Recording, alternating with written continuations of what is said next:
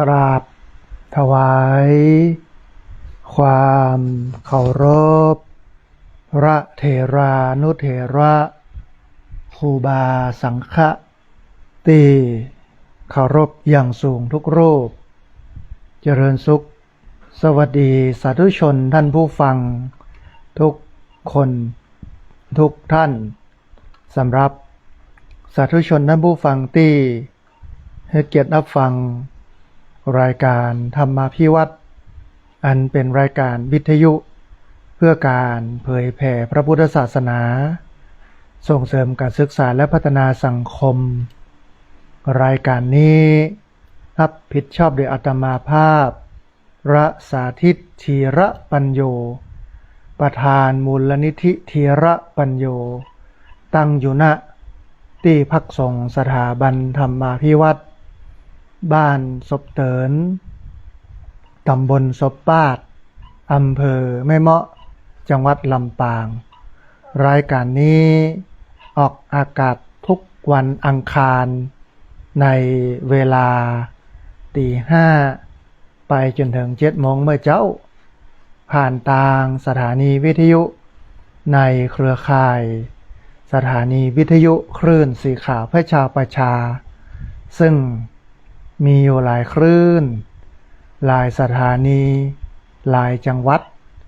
ออกอากาศผ่านทาง Facebook ไลฟ์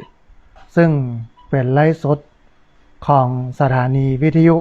วัดฝ่ายหิน Facebook ไลฟ์ของอาตมาภาพพระสาธิตธีระปัญโยบันทึกเทปเอาไปออกอากาศผ่านทางสถานีวิทยุเพื่อการศึกษาและพัฒนาอาชีพRadio Network FM 99.50 เมกะเฮิรตซ์ของวิทยาลัยเทคนิคกฟผ.แม่เมาะ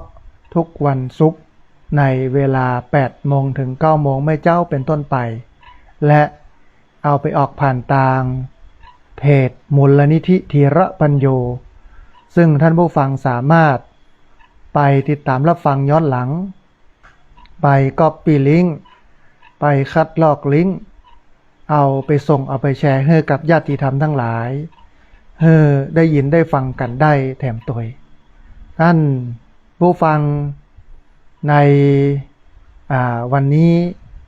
เฮาปะกันในบรรยากาศพายุฝนฟ้าคะนองกระจายซึ่งในทุกพื้นที่ของภาคเหนือเนาะที่มีพายุพัดผ่านอาจจะมีฝนตกฝนหึง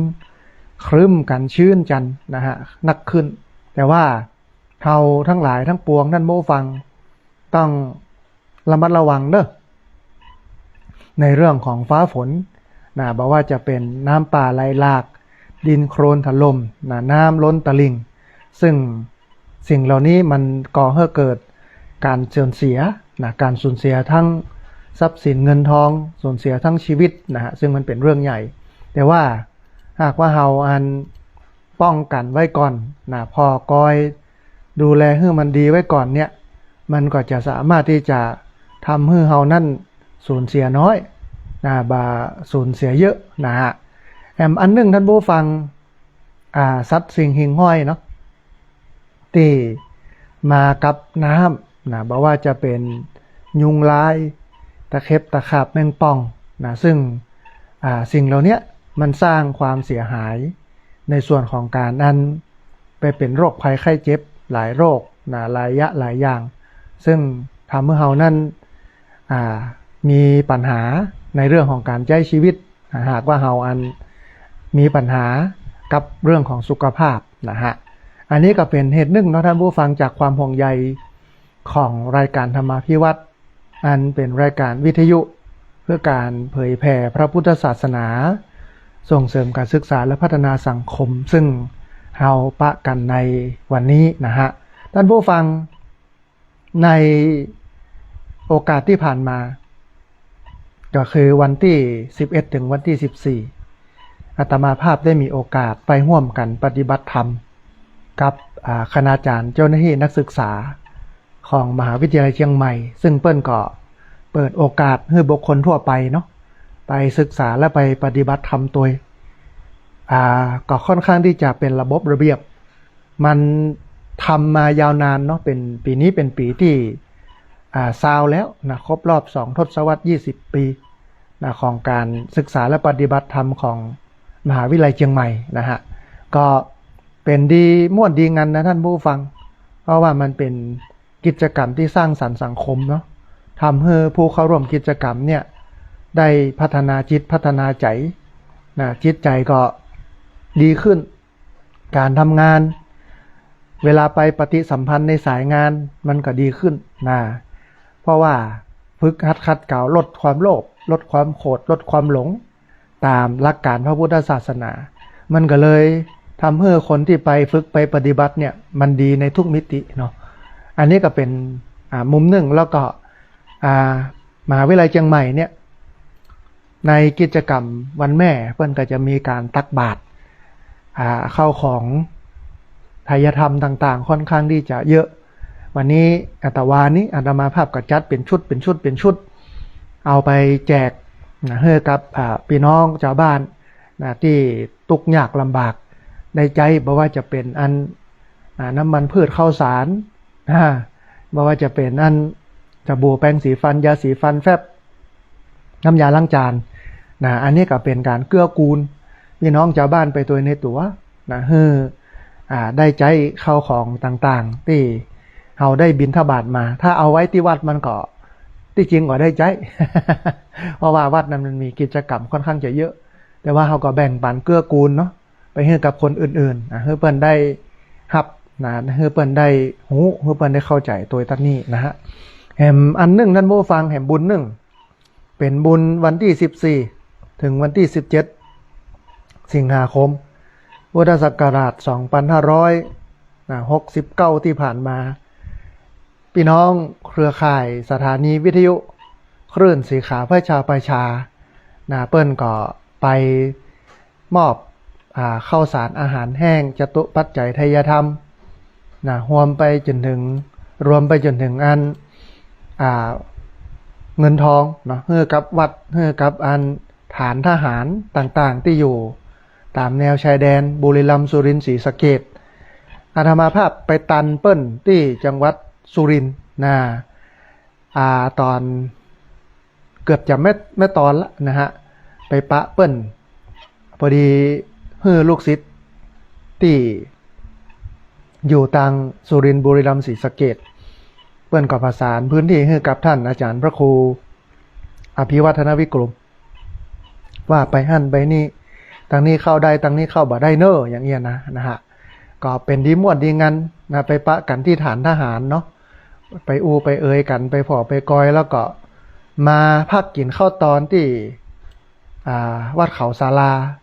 ของหลวงป่อเจ้าคณะจังหวัดสุรินทร์ฝั่งธรรมยุทธเป็นที่เหมาะนะเพราะว่าเตรียมพัฒทหารไว้ฮื้อโดยเฮาเอาปัจจัยท่านอาจารย์พระครูอภิวัฒนวิกรมถวายปัจจัยให้เปิ้นเอาไว้เนี่ยกับข้าวเลี้ยงหมู่เฮาที่ไปร่วมกินร่วมทานกันนะฮะเสร็จแล้วก็ถวายข้าวสารอาหารแห้งจตุปัจจัยไทยธรรมหลังจากนั้นก็เดินทางไปดูปราสาทตาควายปราสาทตาเมืองทมแต่ว่าอาตมาภาพบ่ได้ไป เพราะว่าเอาคนเฒ่าไปตัวคือไปถึงเนี่ย บัดนั้นได้พักเตื้อออกจากลำปางประมาณ5 โมงแมลงนั่นผู้ฟังไปถึงปุ้นก็ประมาณ6 โมงเจ้าก็เข้าที่พักส่งน้ำฉันเข้าเสร็จแล้วก็ออกไปตัวเสาะหาหมู่ ก็เลยบ่ได้พักได้ผ่อนนะหลังจากที่เลิกกันที่วัดเขาศาลาเปิ้นก็ไปพอวัดอื่นๆรวมไปจนถึงฐานทหารช่องนั่นช่องนี้ปราสาทตาเมืองทมปราสาทตาควายอย่างเนี้ยเนาะนะฮะอันนี้อาตมาภาพมันเพลียเนาะเพราะว่าเดินทางทั้งคืนนะฮะคนขับรถเปิ้นก็เพลียก็เลยพาเปิ้นไปกินข้าวแล้วก็ไปวัดไพรพัฒนาวัดหลวงปู่สวงไปดูวิทยาลัยเทคนิคหลวงปู่สวงที่เปิ้นสร้างการศึกษาให้กับเด็กละอ่อนในบริเวณจังหวัดบุรีรัมย์สุรินทร์นะฮะศรีสะเกษนะซึ่งก็เป็นแนวคิดที่ดีมากพระลุกขึ้นมาเนี่ยโรงเรียนเอาปัจจัยที่โยมมาบริจาคมาทำเป็นโรงเรียนเนี่ยมันก็เป็นสิ่งที่น่าอนุโมทนาแล้วก็ไปดูสัก2-3 ที่ แม่แรงมา4 โมงก็เข้าที่พักเข้าที่พักอาบน้ำญาติโยมก็กินข้าวกินปลาแหมวันหนึ่งคือวันที่16วันเจ้าก็ออกเดินทางประมาณ6 โมงเมื่อเจ้าเดินทางไปที่วัดต่างๆข้างทางที่เปิ้นมีก็แวะเข้าไปแอวไปพอไปก้อยกันไหว้พระไหว้เจ้าเนาะแล้วก็กลับมาถึงลำปางก็ประมาณเกือบตี 1เกือบตี 1ของวันที่16นะฮะวันที่17แต่ว่านี้ก็เที่ยวครัวเที่ยวของจัดของสัมปติอย่างต่างๆที่จะเอาไปแจกให้ญาติให้โยมทั้งหลายเตรียมรายการวิทยุวันนี้ก็เลยมาจัดวิทยุนะแล้วก็วันพุธแห่งวันหนึ่งท่านผู้ฟังที่เราจะได้ปะกันก็จบเนาะงานบุญประจำปีของเครือข่ายสถานีวิทยุคลื่นสีขาวประชาซึ่งน่าอนุโมทนาที่หลายผู้หลายคนไปร่วมกันไปกินไปตานไปพ่อไปหันอันหนึ่งที่เฮาหันก็คือฐานทหารที่ทหารนอนเฮาเนี่ยท่านผู้ฟังนอนสุขนอนสบายเนาะมีพัดลมมีแอร์ที่นอนหนานุ่มปลดท่อฝนตกฝนหึงก็สบายแต่ทหารที่เปิ้นนอนตามแนวชายแดนทุกข์ยากลำบากกลางเต็นท์นอนต้องนอนอยู่หั่นนะฮะด้วยความลำบากนอนก็บ่เป็นที่นอนโอ้อันที่นอนเปิ้นก็จื้อนอนลำบากนี่คือความเสียสละของคนที่เปิ้นปกป้องแนวชายแดนของประเทศชาตินะฮะเฮาก็ไปให้กำลังใจเปิ้นแต่ว่าบางจุดบางที่เนี่ยเปิ้นก็บ่ให้เข้าแล้วก็บ่ให้ถ่ายรูปเพราะว่ามันจะเป็นอันตรายต่อทหารในพื้นที่เพราะมันเป็นการจี้เป้าอันให้กับฝ่ายตรงข้ามนะฮะอันจะเกิดอันตรายอันเนี้ยหันพลังของพี่น้องขึ้นสีขาวเนาะไปให้ไปหอมกันเอาข้าวสารอาหารแห้งมาม่าปลากระป๋องมีหลายคนเนาะไปเอ็นดูทหารที่เปิ้นอยู่ตามแนวชายแดนก็เอาสตางค์ยิบยื่นให้อันนี้มันก็เป็นความงามของหมู่เฮานะพี่น้องขึ้นสีขาวพี่น้องที่บ่ได้ไปเนาะอนุโมทนาบุญร่วมกันนะฮะยินดีร่วมกันตัวกับการนั้นไปแสวงบุญในครั้งนี้เดี๋ยวรอรอบต่อไปท่านอาจารย์พระครูอภิวัฒนวิกรมเพิ่นจะประสานที่ไหนอย่างใดนี่ก็พอกันแหมกำนึ่งนะฮะดูกันแหมกำนึ่งแต่ว่าที่จังหวัดสุรินทร์บุรีรัมย์ศรีสะเกษเนี่ยค่อนข้างที่จะอ่อนไหวเพราะว่ามันเป็นพื้นที่ภัยพิบัติสงครามนะฮะบางที่อาจจะเข้ามาได้บางที่เข้าได้แต่อาจจะอยู่ได้บ่นานอาจจะเข้าได้บ่ลึกนะฮะอันนี้ก็พอที่จะให้ได้หันภาพของพี่น้องชาวบ้าน อาตมาภาพเนี่ยไปถามชาวบ้านแถวนั้นว่าเวลาเกิดสงครามเนี่ยใดเปิ้นก็บอกว่าอพยพออกจากพื้นที่ย้ายออกไปนะฮะละบ้านไว้หั่นก็ซ้ำมีขโมยขโจรแฮมนะ เวลาละบ้านไว้หั่นขโมยขโจรก็มาลักครัวลักของแฮมโอ้มันเป็นความทุกข์ยากลำบากของเปิ้นเนาะแต่เปิ้นก็สู้ชีวิตไปอย่างไปของเปิ้นนะฮะเฮาก็ถือว่าไปให้กำลังใจกันเกื้อกูลต่อกันคนในประเทศเดียวกันนะฮะศาสนาเดียวกันตัวพร้อมเนาะนะฮะอันนี้ก็เป็นข่าวบุญเนาะที่เอามาให้ท่านผู้ฟังทั้งหลายได้ร่วมอนุโมทนากันได้ร่วมชื่นชมกันครับพี่น้องเครือข่ายสถานีวิทยุคลื่นสีขาวที่ไปกินไปตานที่อันไปบริจาคเข้าของต่างๆให้กับทหารตามแนวชายแดนนะฮะท่านผู้ฟังในวันนี้จะอู้เรื่องของโรงเรียนผู้สูงอายุเพราะว่าอันที่ผ่านมาเนี่ยมีการประกาศในราชกิจจานุเบกษามีการจัดตั้งโรงเรียนผู้สูงอายุขึ้นนะฮะเดี๋ยวเขาก็มาพอรายละเอียดเนาะว่ามันจะจัดตั้งอย่างไรมันจะเป็นอย่างไรฮะโรงเรียนผู้สูงอายุเนาะมันก็ดีอย่างหนึ่งนะที่ผ่านมาเนี่ยโรงเรียนผู้สูงอายุเนี่ยก็เป็นเหมือนกับงานฝากซึ่งหลายผู้หลายคนก็บ่ค่อยได้สนใจหลายอปทหลายอบตหลายอันเทศบาลบ่ค่อยให้ความสำคัญถึงแม้จะให้ความสำคัญแต่ว่ามันบ่สามารถที่จะผันงบประมาณเอาไปให้ไปเนี่ยไปทำได้มันก็เลยทำให้เกิดความลำบากในการขับเคลื่อนเรื่องนี้อาตมาภาพรู้ดีเพราะว่าเป็นผู้จัดตั้งแล้วก็เป็นผู้ขับเคลื่อนงานโรงเรียนผู้สูงอายุมาปีนี้ก็เป็นปีที่9ละนะฮะจะเข้าปีที่10 นะตลอดระยะเวลาที่ผ่านมาเนี่ยอบตก็บ่มีงบประมาณในการไปจัดไปยะไปทำอาตมาภาพก็ต้องควักเงินส่วนตัวเนาะไปดูแลโรงเรียนผู้สูงอายุเช่น ควักเงินค่าอาหารของโรงเรียนผู้สูงอายุทุกเดือนเนี่ยท่านผู้ฟังต้องเอาปัจจัยส่วนตัวของอาตมาภาพซึ่งได้มาจากการไปเทศน์การไปบรรยายนะเก็บไว้นะ เอามาใช้กับโรงเรียนผู้สูงอายุเดือนหนึ่งเนี่ยก็ประมาณ10,000 กว่าบาทนะบอกว่าจะเป็นค่าอาหารบอกว่าจะเป็นค่ารถค่าลารับส่งเนี่ยนะประมาณหมื่นกว่าบาทต่อเดือนนะฮะเสี่ยงสตังค์ตัดนี้ต่อเดือนทำมาจำนวน9 ปีนะไปดูเงินนะดูปัจจัยที่เสี่ยงไปกับค่าอาหารค่าอย่างนี้นะ6-7 แสนท่านผู้ฟัง ว่ามันเจ๊ธรรมดานะปีหนึ่งประมาณ60,000มั้ง6-7 หมื่นเนี่ยนะโดยประมาณนั้นนะฮะก็เสี่ยงไปประมาณปีละ7 แสนทั้งหมดจะ10 ปีเนี่ยเกือบ7 แสนนะฮะมาดูโอ้มันเป็นเงินมหาศาลแต่พอเปิ้นประกาศในราชกิจจานุเบกษาสามารถจัดตั้งโรงเรียนแล้วก็จะมีงบประมาณมาสนับสนุนโน่นนี่นั่นแล้วก็ก็สบายใจนะก็เบาใจได้ว่าเฮาก็จะประหยัดค่าใช้จ่ายของโรงเรียนผู้สูงอายุนะฮะก็เลยมีกำลังใจในการจัดทำนี่ก็วันพรุ่งนี้เนาะวันที่19วันพุธที่19เป็นวันเปิดเรียนของโรงเรียนผู้สูงอายุนักเรียนโรงเรียนผู้สูงอายุของตำบลศพปาดอำเภอแม่เมาะจังหวัดลำปางถ้าญาติโยมฟังอยู่เนาะก็วันนี้ในเวลา8 โมงเกินมาช่วยกันจัดเตรียมสถานที่เก็บปัดจัดถูล้างถาดหลุมล้างห้องน้ำ7 เก้าอี้7 โต๊ะนะฮะเตรียมเฮียนกันในวันพรุ่งนี้นะแล้วก็ ในวันที่26ที่จะถึงนี่แหมก็จะมีนักเรียน โรงเรียนผู้สูงอายุตำบลมะเขือแจ้นะฮะน่าจะเป็นจังหวัดละปูนเปิ้นก็จะมาศึกษาดูงานโรงเรียนผู้สูงอายุของตำบลศพปาดโดยประมาณ30 คนอันนี้ก็เป็นที่ดีเป็นสิ่งที่ดีเพราะว่าจะได้เอาคนเฒ่าเนี่ยมาแลกเปลี่ยนเรียนรู้กันมาพอตัดนี่ไปปั๊บตัดปุ้นมาพอตัดปุ้นไปปอตัดปุ้นมาปั๊บตัดนี่ มันก็เป็นการแลกเปลี่ยนเรียนรู้ซึ่งกันและกันนะฮะอันนี้ก็เป็นโรงเรียนผู้สูงอายุเดี๋ยวจะได้อู้รายละเอียดของราชกิจจาที่เปิ้นประกาศแล้วก็มีการวิเคราะห์ของนักวิชาการหลายท่านที่วิเคราะห์เรื่องโรงเรียนผู้สูงอายุว่ามันมีประโยชน์อย่างใดมันดีอย่างใดนะฮะหลายพื้นที่ที่เปิดแล้วมีหมู่เฮาเนาะพี่น้อง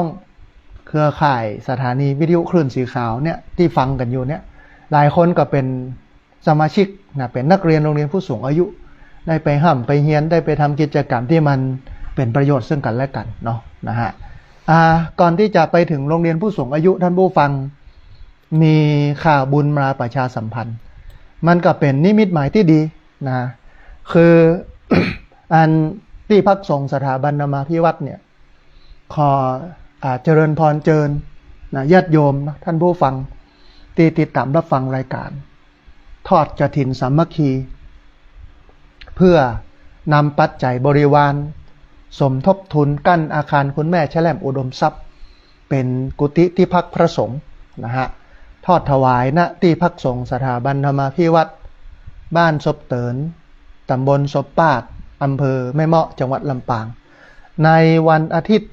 ที่8 พฤศจิกายนพุทธศักราช2569เวลา 13 นาฬิกาหรือว่าบ่ายโมงปีนี้มีท่านรองศาสตราจารย์ดร.วราพรตันรัตนกุลเปิ้นมาจองกฐินนะฮะจองกฐินจะเอาผ้ากฐินมาทอดถวายให้กับพระสงฆ์ณที่พักสงฆ์สถาบันธรรมาภิวัตรบ้านศพเตินตำบลศพปาดอำเภอแม่เมาะจังหวัดลำปางก็เลยถือโอกาสเมื่อมีเจ้าภาพจองกฐินแล้วมีเจ้าภาพถวายผ้ากฐินแล้วเมื่อมีปุ๊บเนี่ยเราก็สามารถประชาสัมพันธ์งานดังกล่าวได้คือกฐินเนี่ยท่านผู้ฟังตู้เจ้าเนี่ย ไม่สามารถที่จะไม่สามารถที่จะขอจากญาติโยมได้นะฮะบ่สามารถที่จะขอจากญาติโยมได้กฐินนี่ต้องดึงที่สุดตู้เจ้านะต้องเงียบต้องนิ่งที่สุด มาสามารถที่จะบอกกล่าวเป็นเหมือนกับพระป่าได้อะนะฮะแต่ทีนี้มันดีอย่างหนึ่งว่าเมื่อมีคนมาจองแล้วจองเป็นเจ้าภาพกฐินแล้วเนี่ยมันก็สามารถที่จะบอกกล่าวนะเอ่ยให้กับญาติธรรมทั้งหลายศิษยานุศิษย์คนหู้จักคุ้นเคยนะโยมอุปถัมภ์อุปถากมาร่วมกันทำบุญได้นะฮะเพราะฉะนั้น ท่านผู้ฟังที่พักสงฆ์สถาบันธรรมาภิวัตรนะขอเจริญพรเชิญญาติโยมท่านผู้ฟังที่ฟังอยู่เนาะได้มาร่วมทำบุญทอดกฐินสามัคคีเพื่อนำปัจจัยบริวารสมทบทุนกั้นอาคารคุณแม่แช่แหลมอุดมทรัพย์เป็นกุฏิที่พักพระสงฆ์นะฮะทอดถวายณที่พักสงฆ์สถาบันธรรมาภิวัตรบ้านศพเติน ตำบลศพปาดอำเภอแม่เมาะจังหวัดลำปางในวันอาทิตย์ที่8พฤศจิกายนพุทธศักราช2569เวลาบ่ายโมงตรงนะเพราะฉะนั้นท่านผู้ฟังท่านใดอยากจะร่วมทำบุญทอดกฐินสามัคคีก็เรียนเชิญเจริญพรได้มาร่วมทำบุญกันได้ตามวันและเวลาดังกล่าวนะแต่ทีนี้ท่านผู้ฟังท่านใดบ่สะดวกจะมาติดภารกิจนะอันมีธุระส่วนตัวไม่สามารถจะมาได้ท่านก็สามารถร่วมทำบุญได้ผ่านธนาคารกรุงไทยนะชื่อบัญชีที่พักสงฆ์สถาบันธรรมาภิวัตรหมายเลขบัญชี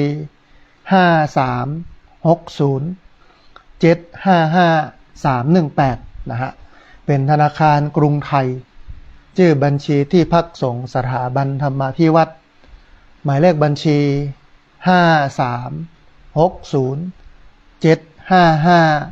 5360755318นะฮะอันอาคารคุณแม่แช่แหลมอุดมทรัพย์ที่กั้นนะฮะถ้าแล้วก็ระดมทุนรอบนึงแล้วนะฮะก็เหลือนิดนึงก็คือเรื่องของสีที่จะต้องตาเรื่องของระบบไฟเล็กน้อยแล้วก็เรื่องของห้องน้ำนะฮะห้องน้ำนั่นก็ซื้ออุปกรณ์อย่างมาหมดแล้วท่านผู้ฟัง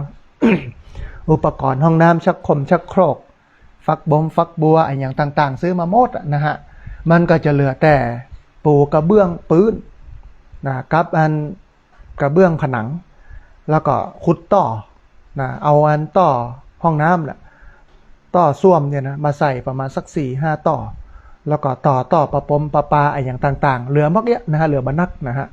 ก็ดูแล้วเนี่ยใช้งบอยู่ประมาณสัก 4-5 หมื่นโดยประมาณนั้นก็จะแล้วนะฮะไหนก็ไหนนะทอดกฐินแล้วก็เอาปัจจัยกฐินเนี่ยมาทำแต่ถ้ามันเหลือนะปัจจัยกฐินได้เยอะนะสมมติเนาะได้สัก100,000เองนะ สมมติว่าได้สัก100,000เองเนาะก็จะเอาตั้งปิดตั้งปลายเนี่ยเอามาใช้กับวัดนะฮะเอามาใช้กับที่พักสงฆ์ช่วงนี้เป็นช่วงตัดหญ้าท่านผู้ฟังตัดเตื้อหนึ่งเนี่ยเป็นหมื่นนะฮะตัดเตื้อหนึ่งเนี่ยนะตัดหญ้าเตื้อหนึ่งเนี่ยเป็นหมื่นเพราะว่าที่พักสงฆ์สถาบันธรรมาภิวัตรมันกว้าง38 ไร่แล้วก็รายละเอียดการใช้จ่ายมันนักนะฮะการน้ำหมกน้ำมันการโน่นนี่นั่นเองนะก็เลยถือเอาเหตุของการกั้นอาคารคุณแม่แช่แหลมอุดมทรัพย์มาเป็นเหตุที่จะทำให้ญาติโยมได้ร่วมทำบุญกันมันก็ถือโอกาสนะได้สร้างที่พักของพระสงฆ์นะให้เกิดขึ้นมีขึ้นนะฮะพระสงฆ์ก็จะได้พักนะก็จะได้สบายทีนี้ท่านผู้ฟังก็จะมีเรื่องของโฮงตาลนะในงานกฐินวันที่8วันอาทิตย์เนาะมันเป็นวันติดพอดีวันอาทิตย์ที่8พฤศจิกายนพุทธศักราช2569เนี่ยเป็นวันอาทิตย์เพราะฉะนั้นท่านใดที่อยากจะมาร่วมออกโฮงตาลเลี้ยงญาติโยมที่มาร่วมงานกฐินนะฮะก็เจริญพรเนอะแสดงความประสงค์จำนงหมายมาว่าพระอาจารย์อยากเอาโฮงตาลไปเลี้ยงพระอาจารย์เนอะนะเอานั่นเอานี่มาเลี้ยงคนก็คิดว่าน่าจะบ่เยอะนะฮะก็ประมาณ100โดยประมาณนั้นนักสุด100นะฮะนักสุดประมาณ100นะดูจากสถานการณ์นะแต่ว่าถ้ามันนักกว่านั้นถ้ามีคนประสานงานมาว่าจะมาเนอะนู่นนี่นั่นเดี๋ยวก็จะได้บอกท่านผู้ฟังเพราะว่าเวลาเหลือแห่มมึนนะฮะแต่ก็ยังโชคดี ปีนี้โชคดีที่พักสงฆ์สถาบันธรรมาภิวัตรมีโยมมาจองกฐินเป็นเจ้าภาพผ้ากฐินนะฮะอันท่านรองศาสตราจารย์ดร.วราพรตันรัตนกุลเปิ้นเป็นอาจารย์มหาวิทยาลัยสงขลานครินทร์ นะที่อันจังหวัดสงขลานะฮะ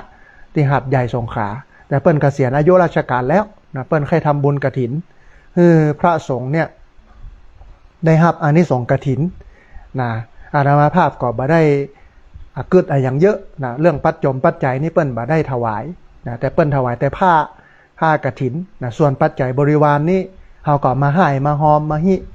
มาจักจวนญาติโยมได้ทำบุญกันมันยะได้ละลูกเนาะเพราะว่ามีคนมาจองกฐินแล้ว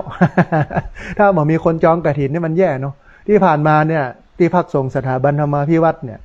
ตอดกฐินก็ 4-5 ครั้งมั้งสร้างมา10 กว่าปีนี่นะมีกฐิน 4-5 ครั้งนะฮะมีบ่เยอะเพราะว่ามาโยมเปิ้นบ่มาจองนะโยมเปิ้นบ่มาเป็นเจ้าภาพแต่รอบนี้มีเจ้าภาพนะมารับจองกฐินแล้วก็เลยสามารถบอกกล่าวให้ญาติโยมได้มาร่วมทำบุญกันได้นะฮะท่านผู้ฟังท่านใดอยากจะร่วมทำบุญเนาะสามารถร่วมทำบุญได้ที่ธนาคารกรุงไทยชื่อบัญชีที่พักสงฆ์สถาบันธรรมาภิวัตน์หมายเลขบัญชี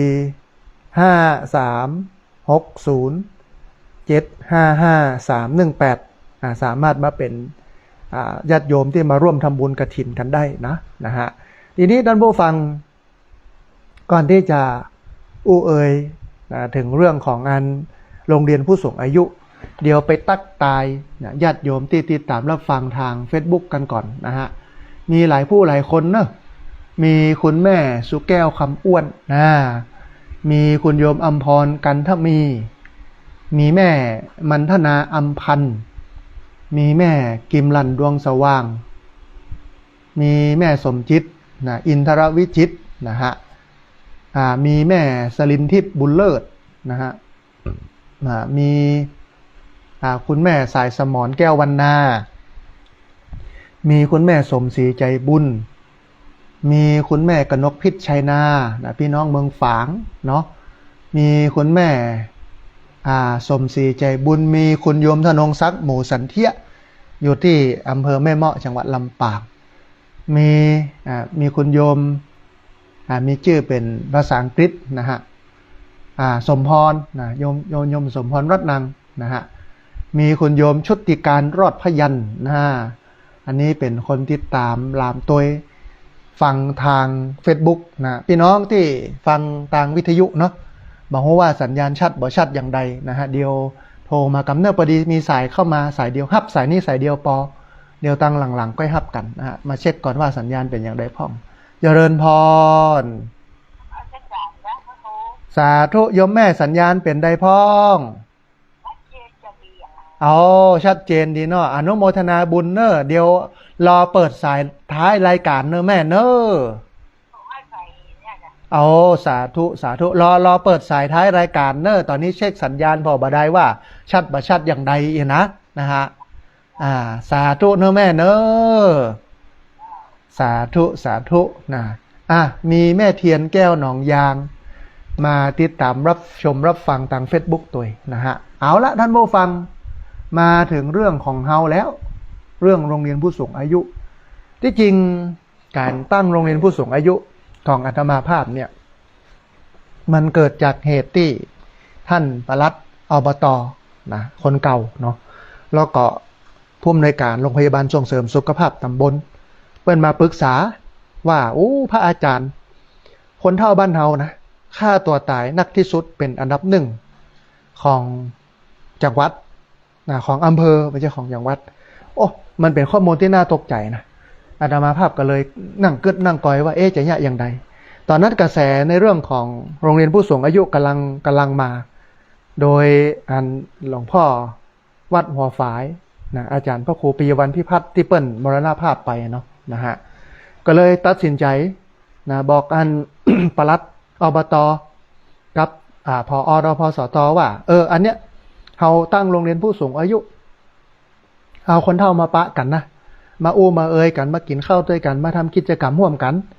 นะเสร็จแล้วก็มีรถรับส่งมีงบประมาณตอนแรกมันก็บ่มีนะฮะอาตมาภาพก็ต้องจกปกนะ ออกมานะเอามาเลี้ยงมาผอมากอยคนเฒ่าผู้สูงอายุก็9 ปีนี่หมดไป700,000 กว่าบาทท่านผู้ฟัง เงินส่วนตัวนี่นะ700,000 กว่าบาท เงิน700,000นี่บ่ใช่บ่ให้บ่ดีนะเนาะเอามาสร้างอาคารสร้างศาลาอะไรอย่างได้นักไงนะฮะ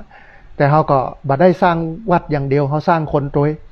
ซึ่งโดยหลักการแล้วเนี่ยสร้างคนนักกว่าสร้างของด้วยซ้ำนะฮะงบประมาณที่เสี่ยงไปนี่นะเพราะว่ามันดีก็อยู่ที่คนนั่นเนาะบ่ดีก็อยู่ที่คนนะบ่กองแปลงโรงเรียนขึ้นมาปั๊บพี่น้องคนเฒ่า มาเฮียนกัน8หมู่บ้านทั้งตำบลนี่มี8หมู่บ้านแล้วก็มีแห่งหมู่บ้านนึงซึ่งเป็นแห่งตำบลนึงเพิ่นก็มาขอเฮียนตัวอาตมาภาพก็บอกว่ามาเลย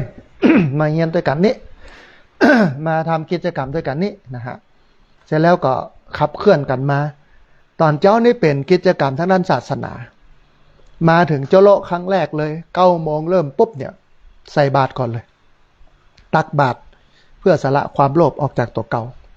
สมัยตะก่อนตักบาตรเนี่ยเปิ้นก็เอากับข้าวกับปลาขนมข้าวต้มมา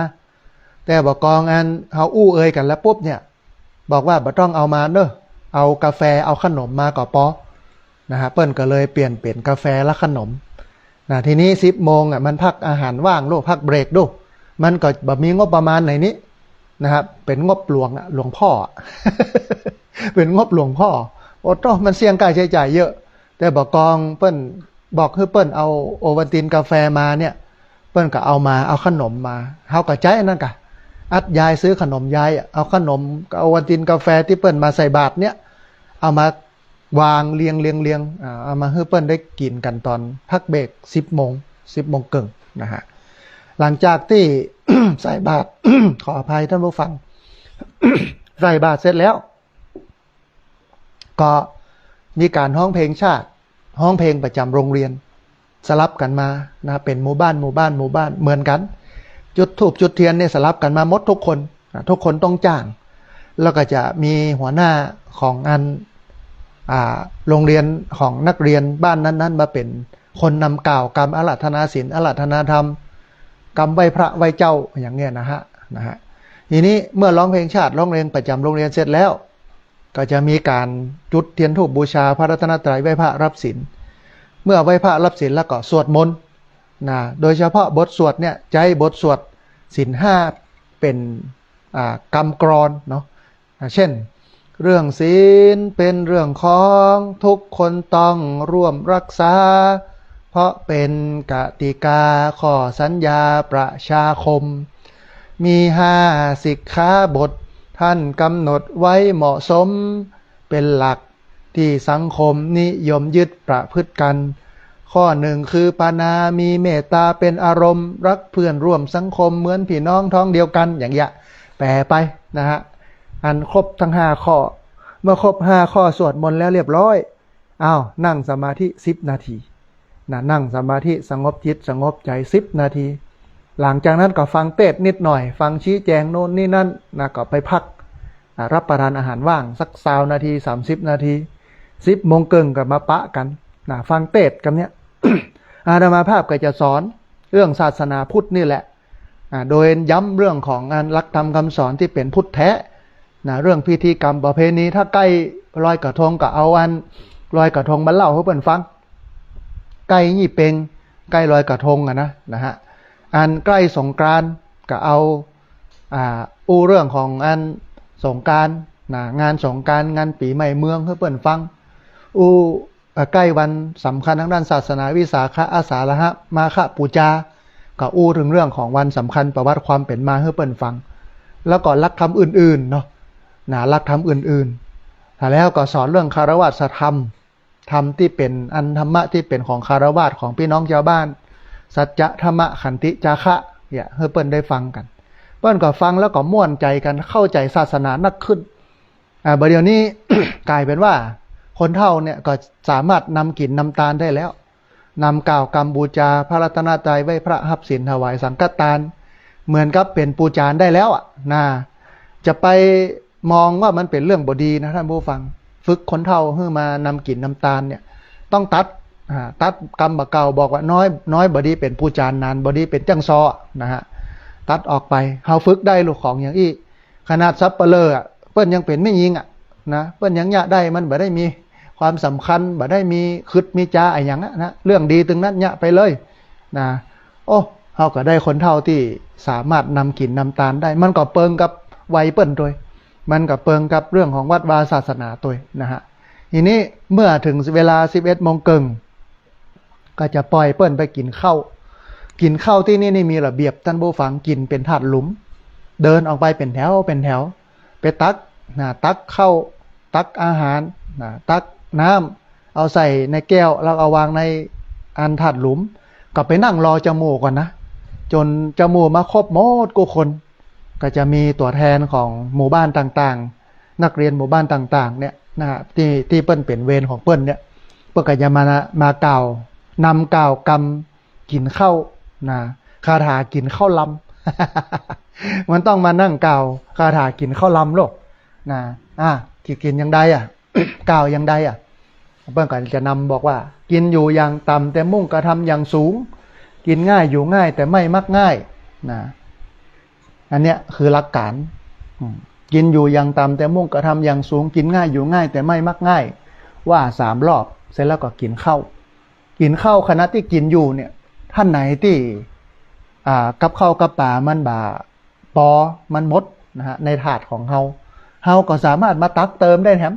นะเติมได้เต็มที่เท่าที่กินได้นะฮะเพราะว่าเนี่ยไว้เผื่อไว้เหลือให้เปิ้นได้เติมกันนะกินอิ่มเสร็จแล้วนะก็เอาไปขยะเอาไปทิ้งแยกขยะถุงก็ตีหนึ่งเศษอาหารก็ตีหนึ่งเสร็จแล้วก็เอาไปล้างเสร็จแล้วก็เอาไปเสียบนะไว้ที่เก็บถาดหลุมล้างไม้ล้างมือก็มานั่งพักผ่อนกับข้าวที่อยู่ในหม้อมันเหลือก็ตักใส่ถุงแถมแจกเอาไปกินแม่แรงแถมเนี่ยนี่คือโรงเรียนผู้สูงอายุฮะแม่แรงมา3 โมงภาคบ่ายนี่จะเป็นหน่วยงานต่างๆมาสอนถ้าแล้วก็เป็นทหารจากกอรมนกองอำนวยการรักษาความมั่นคงภายในราชอาณาจักรเปิ้นก็มาอู้เรื่องเศรษฐกิจพอเพียงเรื่องนั้นเรื่องนี้เรื่องโน้นหน่วยงานต่างๆเนาะสลับกันเข้ามาไม่ว่าจะเป็นหมอวันพรุ่งนี้เป็นหมอจากโรงพยาบาลส่งเสริมสุขภาพตำบลศพปาดจะมาสอนเรื่องของการฟอกเข่ามาสอนเรื่องของการดูแลสุขภาพตัวเก่าของนักเรียนผู้สูงอายุนะฮะในวันพรุ่งนี้นะฮะเสร็จแล้วตอน3 โมงแม่แรงก็จะมีการถวายกันเทศถวายปัจจัยบำรุงวัดนะก็บรรนักรอบหนึ่งก็1,000 กว่าบาทนะฮะคนละเล็กคนละน้อยนะเอามาถวายอาตมาภาพก็ฮื้อศีลฮื้อปอนเสร็จแล้วก็ไหว้พระก็ปิกนะบ้านปิกจองเดือนละ2 เตื้อท่านผู้ฟังพุธแรกกับพุธสุดท้ายของเดือนตอนนี้ทำมาเป็นปีที่9นะถ้าครบรอบปี2570เนี่ยก็จะเป็นปีที่10นะฮะ1 ทศวรรษ 10 ปีของโรงเรียนผู้สูงอายุตำบลศพปาดนะฮะก็แก้ปัญหาเรื่องของการฆ่าตัวตายในวัยผู้สูงอายุได้แล้วก็มีผู้สูงอายุเนี่ยมีอาชีพมีรายได้เพราะว่าฝึกทำนั่นทำนี่สารตะกร้ากาอย่างกาแปลงไม้ไผ่เป็นโต๊ะเป็นเตียงรวมไปจนถึงเนี่ยเหรียญโปรยตาลเนี่ยมีอาชีพมีรายได้แม่เจ้าเนี่ยก่อนจะเฮียนกันจะมีกาดมั่วขวเจ้าเอาพักเอาอย่างต่างๆเนี่ยมาขายมาแลกมาเปลี่ยนกันนะฮะคนเฒ่าก็ขายกันแลกกันพักไม้ไส้เครือผลิตภัณฑ์ต่างๆที่เปิ้นเป็นแฮนด์เมดทำด้วยมือนี่นะบอกว่าจะเป็นผ้าเจ็ดเท้ากายอย่างกายนะเปิ้นก็ม่วนกันเนี่ยนะฮะคนเฒ่าก็แลกกันซื้อกันมันก็เป็นสังคมหนึ่งที่ทำให้ผู้สูงอายุเนี่ยมีความสุขนะฮะเป็นสิ่งที่น่าทำแล้วก็เป็นสิ่งที่ต้องทำแต่ที่ผ่านมาที่มันขาดก็คืองบประมาณการหนุนเสริมจากหน่วยงานต่างๆเพราะว่าหน่วยงานจะหนุนเสริมได้เนี่ยมันต้องเป็นหน่วยงานภายใต้การกำกับของเปิ้นที่กระทรวงอนุมัติหรือว่าอนุญาตที่สามารถสนับสนุนงบประมาณได้โรงเรียนผู้สูงอายุเนี่ยมันเป็นงานฝากนะฮะมันบ่มีงบประมาณบางที่ก็จัดเดือนละครั้งนะบางที่ถ้าเปิ้นมีเงินนักนี่นะอย่างเทศบาลต่างๆที่เปิ้นมีเงินหลายเนี่ยเปิ้นก็จัดติดละครั้งเดือนละ4 ครั้งนะฮะเปิ้นก็มีอาหารการกินเปิ้นก็มีรถรับส่งอย่างเปิ้นหมดเนาะเพราะว่าเปิ้นพร้อมแต่ว่าศพปาดเนี่ยมันเป็นตำบลน้อยงบประมาณเป็นอบต.ขนาดเล็กและทีนี้เนี่ยปีนึงเนี่ยเปิ้นก็จะฮื้อสักประมาณสัก 5-6 หมื่นเนี่ยนะฮะมันก็จะไปกุ้มอย่างได้ท่านผู้ฟังเนาะ เมื่อก็ต้องใจงบหลวงอาตมาภาพก็มารับผิดชอบเรื่องนี้ ค่าใช้จ่ายก็ค่อนข้างที่จะสูงอย่างที่เล่าให้ฟังนะฮะแต่ว่าวันนี้ดีใจที่มีการประกาศในราชกิจจานุเบกษานะให้โรงเรียนผู้สูงอายุเนี่ยสามารถดำเนินการไปได้แล้วก็ให้องค์กรหน่วยงานต่างๆเนี่ยสามารถสนับสนุนงบประมาณได้แต่ว่าต้องไปขึ้นทะเบียนก่อนไปขึ้นทะเบียนกับพัฒนาสังคมและความมั่นคงของมนุษย์จังหวัดนะฮะทีนี้ท่านผู้ฟังมาถึงเรื่องโรงเรียนผู้สูงอายุมันต้องปรารภเหตุนี้ก่อนนะ ปรารภเหตุเรื่องของอันผู้สูงอายุที่มีจำนวนนักขึ้นนะฮะในปี 2568 เนี่ยไทยเข้าสู่สังคมสูงวัยอย่างสมบูรณ์ท่านผู้ฟังเตรียมพร้อมรับความเปลี่ยนแปลงเชิงโครงสร้างประชากรตามข้อมูลของกรมกิจการผู้สูงอายุกระทรวงพัฒนาสังคมและความมั่นคงของมนุษย์เนี่ยประเทศไทยได้เข้าสู่สังคมสูงวัยอย่างสมบูรณ์แล้วนะมันไม่ใช่แค่เพียงสังคมสูงวัยบ่ได้นะมันเป็นสังคมสูงวัยอย่างสมบูรณ์เมื่อปี 2568 นะฮะข้อมูลเมื่อปี 2568 เนี่ยท่านผู้ฟังระบุว่าประเทศไทยมีประชากรสูงอายุทั้งหมด 14,286,095 คนไม่ใช่ธรรมดาเนอะมี14 ล้านนะในบรรดาประเทศไทยที่มี60 กว่าล้านเนี่ย14 ล้านพิมพ์ซาวล้านแล้วนะฮะถ้าเกิดเป็นเปอร์เซ็นต์เนี่ยก็คิดเป็นร้อยละ 21.71% ของประชากรทั้งหมดโดยมี46 จังหวัดอยู่ในระดับสังคมสูงวัยอย่างสมบูรณ์นะฮะอันจังหวัดอยู่ในระดับสังคมสูงวัยและแห่ม6 จังหวัดเนี่ยเข้าสู่สังคมสูงวัยระดับสุดยอดได้แก่ลำปางมาจังหวัดแรกเลยจังหวัดลำปางเนี่ยจังหวัดแพร่จังหวัดลำพูนจังหวัดสิงห์บุรีจังหวัดพะเยาและก็จังหวัดชัยนาทปะต้อไม่ใช่ธรรมดาเนอะพี่น้องลำปางมีผู้สูงอายุเยอะนะฮะท่านผู้ฟังการเข้าสู่สังคมสูงวัยอย่างสมบูรณ์ถือเป็นความท้าทายสำคัญของประเทศไทยทั้งด้านการบริหารจัดการแล้วก็ด้านการอำนวยความสะดวกด้านการให้บริการสาธารณสุขการจัดสรรงบประมาณการรับมือกับปัญหาสังคมตลอดจนถึงการขับเคลื่อนการเติบโตทางด้านเศรษฐกิจของประเทศเนื่องจากโครงสร้างทางประชากรวัยทำงานเนี่ยซึ่งเป็นกำลังสำคัญในการขับเคลื่อนประเทศนี้จะเปลี่ยนแปลงไปอย่างใดก็ดีท่านผู้ฟังการเข้าสู่สังคมสูงวัยนั้นมันไม่ได้เกิดขึ้นเฉพาะในประเทศไทยแต่มันเป็นแนวโน้มที่เกิดขึ้นทั่วโลกซึ่งส่วนหนึ่งเนี่ยมันสะท้อนถึงความสำเร็จของการพัฒนาโดยเฉพาะความก้าวหน้าทางด้านการแพทย์แล้วก็สาธารณสุขที่ทำให้ประชากรมีอายุยืนยาวนักขึ้นต้องยอมรับว่าแพทย์หรือว่าหมอในบัดเดียวนี้มันเก่งนะทำให้คนมีอายุยืนขึ้นนะฮะคณะกรรมาธิการเศรษฐกิจสังคมแห่งเอเชียและแปซิฟิกแห่งสหประชาชาติท่านผู้ฟังเปิ้ลประเมินว่าในปี 2593 นะประชากรอายุ 65 ปีขึ้นไปในภูมิภาคอาเซียนแปซิฟิกเนี่ยจะมีสัดส่วนประมาณร้อยละ 19.4 ของประชากรทั้งหมดในภูมิภาคนะเพิ่มขึ้นจำนวน 10.8% ในปี 2568 ท่านผู้ฟังรัฐบาลไทยแล้วก็หน่วยงานที่เกี่ยวข้องเปิ้ลก็เลยเร่งดำเนินมาตรการรองรับสังคมสูงวัยเพื่อส่งเสริมให้ผู้สูงอายุเนี่ยมีคุณภาพชีวิตที่ดีแล้วก็ยังคงมีศักยภาพในการมีส่วนขับเคลื่อนเศรษฐกิจของประเทศนะพร้อมทั้งยกระดับความร่วมมือกับอาเซียนในการรับมือกับการเปลี่ยนแปลงดังกล่าวหนึ่งในกลไกสำคัญก็คือการจัดตั้งศูนย์อาเซียนเพื่อสูงอายุอย่างมีศักยภาพและก็นวัตกรรมและมีสถานะในเป็นองค์กรระหว่างประเทศตั้งอยู่ในอาคารนวัตกรรมและก็เทคโนโลยีสุขภาพสูงวัยกรมการแพทย์กระทรวงสาธารณสุขนะฮะล่าสุดท่านผู้ฟังรัฐบาลไทยได้เพิ่มความพร้อมในการรองรับสังคมสูงวัยในอาเซียนรวมทั้ง ส่งเสริมให้ผู้สูงอายุเนี่ยมีสุขภาพที่ดีสามารถดำเนินชีวิตได้อย่างมีคุณภาพอย่างมีคุณค่าและกระเต็มศักยภาพโดยคณะรัฐมนตรีเนี่ยมีมติเมื่อวันที่11สิงหาคม2569บักกี่วันที่ผ่านมาเนี่ยนะเปิ้นให้ยกเว้นภาษีเงินได้ส่วนบุคคลแก่เจ้าหน้าที่ต่างชาติของศูนย์อาไกที่เข้ามาปฏิบัติงานในประเทศไทยนะฮะมาตรการดังกล่าวเนี่ยท่านผู้ฟังจะช่วยสนับสนุนการดำเนินงานของศูนย์อาไกซึ่งมีที่ตั้งอยู่ในประเทศไทยแล้วก็ เสริมบทบาทของไทยในการขับเคลื่อนความร่วมมือด้านสังคมสูงวัยในระดับอาเซียนนอกจากนี้ท่านผู้ฟังศูนย์อาไกนั่นยังเป็นกลไกสำคัญ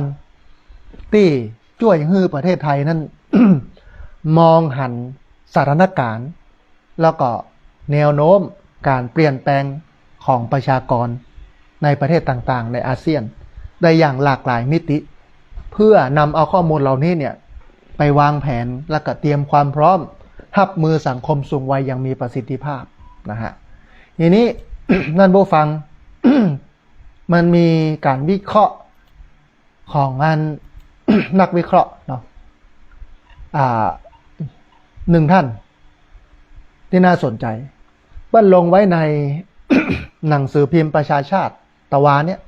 นะฮะนักวิชาการธรรมศาสตร์ท่านผู้ฟังเปิ้ลจี้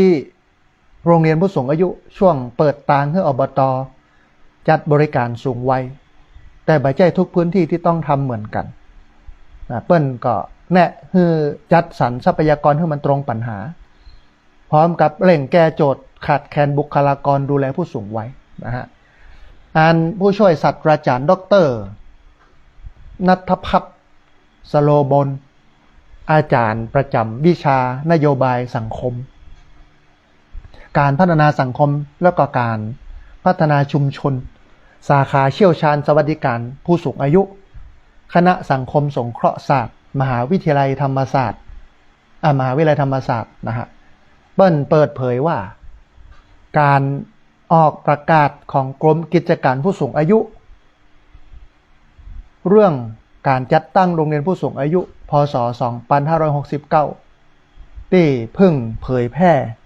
ผ่านราชกิจจานุเบกษาไปเมื่อประเมินมานานมานี้เปิ้ลก็บอกว่ามันถือเป็นเรื่องดีนะถือเป็นนิมิตหมายที่ดีถือเป็นเรื่องที่ดีโดยเฉพาะอย่างยิ่ง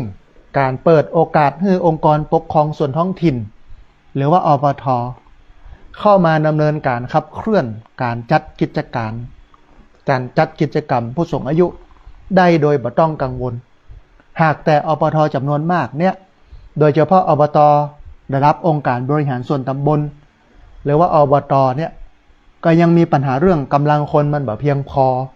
สำหรับให้บริการหรือว่าจัดบริการภายใต้โรงเรียนผู้สูงอายุอยู่นะฮะนอกจากนี้เนี่ยการจัดตั้งโรงเรียนผู้สูงอายุ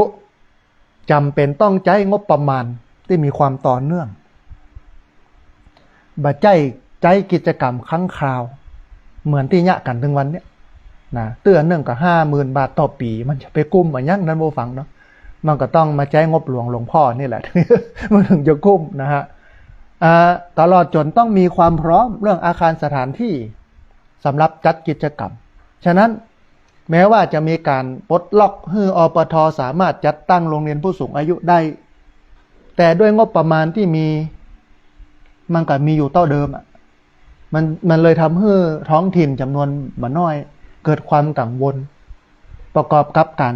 กำหนดมาตรการโรงเรียนผู้สูงอายุซึ่งอาจต้องคำนึงถึงความมีมาตรฐานมันสามารถประเมินแล้วก็วัดผลตรวจสอบได้อันนี้ยิ่งเป็นโจทย์ใหม่ที่จะต้องนำมาพิจารณานะฮะท่านผู้ฟัง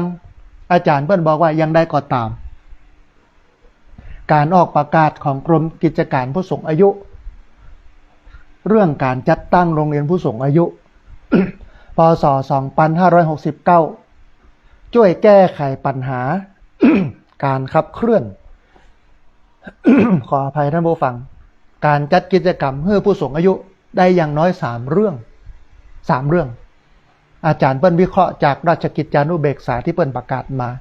มันจะช่วยลดปัญหาได้3เรื่องนะฮะ1การเปิดโอกาสให้อปท.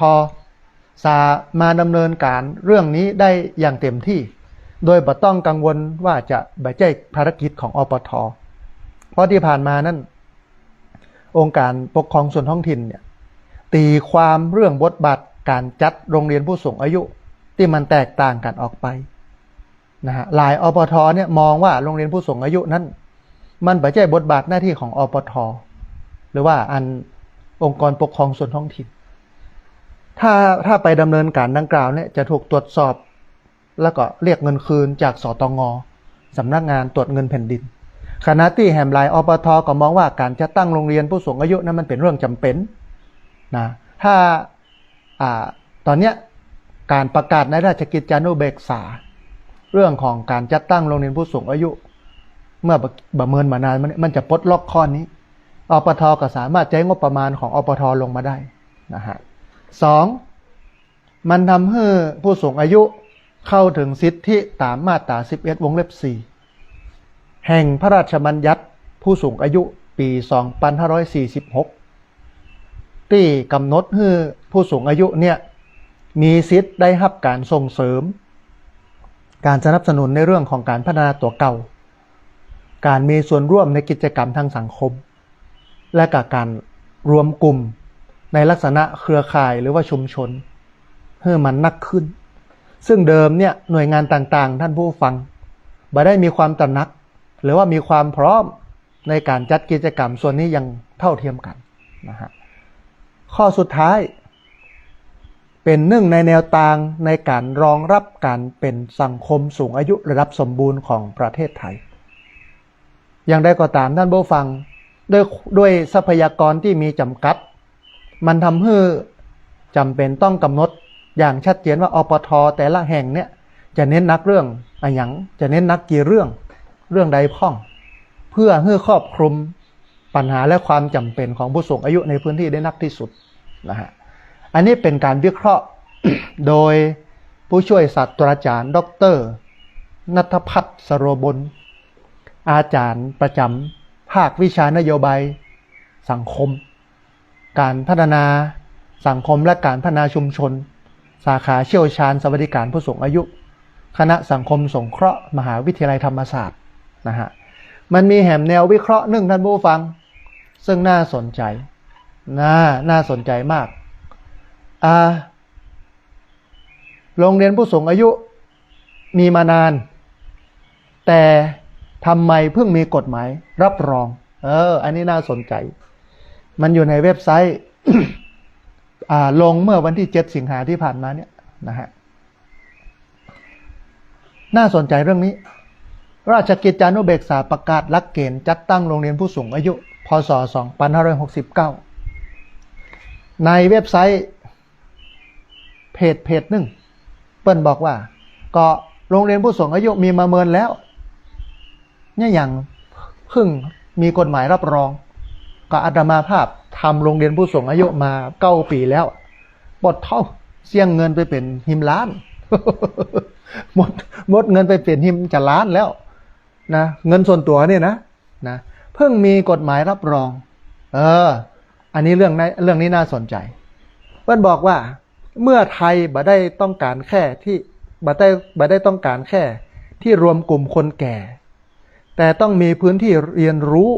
ที่ได้มาตรฐานในชุมชนนี่น่าสนใจนะฮะเพิ่นบอกว่าประเทศไทยนั้นมีโรงเรียนผู้สูงอายุกระจายอยู่ในหลายพื้นที่มาเมินนานแล้วหลายแห่งเกิดขึ้นจากความร่วมมือขององค์กรปกครองส่วนท้องถิ่นโรงพยาบาลส่งเสริมสุขภาพตำบลชมรมผู้สูงอายุวัดผู้นำชุมชนและก็อาสาสมัครโดยใจชื่อว่าโรงเรียนแต่บัดได้มีห้องเรียนหรือว่าหลักสูตรตายตัวเหมือนกับสถานศึกษาหรือว่าโรงเรียนทั่วไปกิจกรรมที่เกิดขึ้นมีตั้งแต่การออกกำลังกายการตรวจสุขภาพการให้ความรู้เรื่องสิทธิและสวัสดิการการฝึกอาชีพการใช้โทรศัพท์มือถือ ไปแผ่วการฮ้องเพลงนะการเต้นรำการทำอาหารแล้วก็การถ่ายทอดภูมิปัญญาท้องถิ่นแต่เมื่อแต่ละพื้นที่มันเติบโตด้วยเงื่อนไขอะไรอย่างท่านผู้ฟังเงื่อนไขงบประมาณเงื่อนไขของคนเจ้าหน้าที่ต่างๆที่มาดูแลแล้วความพร้อมที่มันแตกต่างกันคำถามสำคัญจึงเกิดขึ้นว่าโรงเรียนผู้สูงอายุทุกแห่งกำลังทำหน้าที่พัฒนาคุณภาพชีวิตผู้สูงวัยได้อย่างแท้จริงหรือบางแห่งกำลังเหลือเพียงกิจกรรมพบปะเป็นครั้งเป็นคราวท่านผู้ฟังอันนี้มันเป็นคำถามที่น่าสนใจเพื่อนถามว่าโรงเรียนผู้สูงอายุทุกแห่งกำลังทำหน้าที่พัฒนาคุณภาพชีวิตผู้สูงวัยได้อย่างแท้จริงก่อหรือบางแห่งกำลังเหลือเพียงกิจกรรมที่เอาผู้สูงอายุมาพบปะกันมาฮ้องเพลงโน่นนี่นั่นซึ่งมันบ่ใช่การพัฒนาคุณภาพชีวิตของผู้สูงวัยอย่างแท้จริงล่าสุดราชกิจจานุเบกษาเปิ้นประกาศกรมกิจการผู้สูงอายุเรื่องการจัดตั้งโรงเรียนผู้สูงอายุพ.ศ. 2569เมื่อวันที่31กรกฎาคม2569เพื่ออะไรอย่างท่านผู้ฟังประกาศนี้มาเพื่ออะไรอย่างเพื่อกำหนดหลักเกณฑ์การจัดตั้งการรับรองการสนับสนุนการประเมินมาตรฐานและการเพิกถอนหนังสือรับรองเพื่อมีกรอบเดียวกันทั่วประเทศเพื่อมันมีมาตรฐานเหมือนกันทั่วประเทศนะฮะประกาศกำหนดความหมายของโรงเรียนผู้สูงอายุเพื่อเป็นการรวมตัวของผู้สูงอายุและชุมชนในรูปแบบโรงเรียนผู้สูงอายุซึ่งต้องได้รับหนังสือรับรองการจัดตั้งจากกรมกิจการผู้สูงอายุไม่ใช่เพียงการนำชื่อโรงเรียนผู้สูงอายุไปใช้โดยที่บ่มีระบบการดำเนินงานรองรับเพราะฉะนั้นหลังจากนี้ไปเนี่ยโรงเรียนผู้สูงอายุทุกที่สามารถตั้งขึ้นได้ทุกอปท.หันว่านิติบุคคลมูลนิธิสมาคมก็สามารถไปจดจัดตั้งได้ไปจดกับไผจดกับพัฒนาสังคมและความมั่นคงของมนุษย์จังหวัดนั้นๆตอนนี้ทางกรมกิจการผู้สูงอายุกระทรวงพัฒนาสังคมและความมั่นคงของมนุษย์เนี่ยเพิ่งกำลังออกแบบว่าจะให้มาจดมีเงื่อนไขอย่างพ้องต้องมีความพร้อมอย่างใดเรื่องสถานที่เรื่องอาคารเรื่องนั้นเรื่องนี้เรื่องโน้นเสร็จแล้วก็ไปจดรับรองนะฮะทีนี้ท่านผู้ฟังมันมีเรื่องที่น่าสนใจ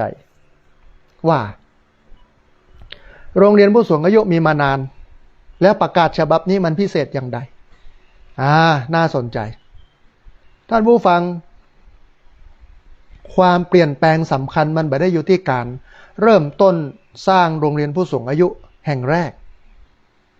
เพราะชุมชนและท้องถิ่นหลายแห่งเนี่ยมันได้ดำเนินการมาเมินนานแล้วกับเรื่องของการพัฒนาคุณภาพชีวิตของผู้สูงอายุผ่านโรงเรียนผู้สูงอายุอย่างเช่นโรงเรียนผู้สูงอายุตำบลซบปาดเนี่ยก่อตั้งขึ้นเมื่อปี2560เดี๋ยวนี้มัน69แล้ว9 ปีแล้ว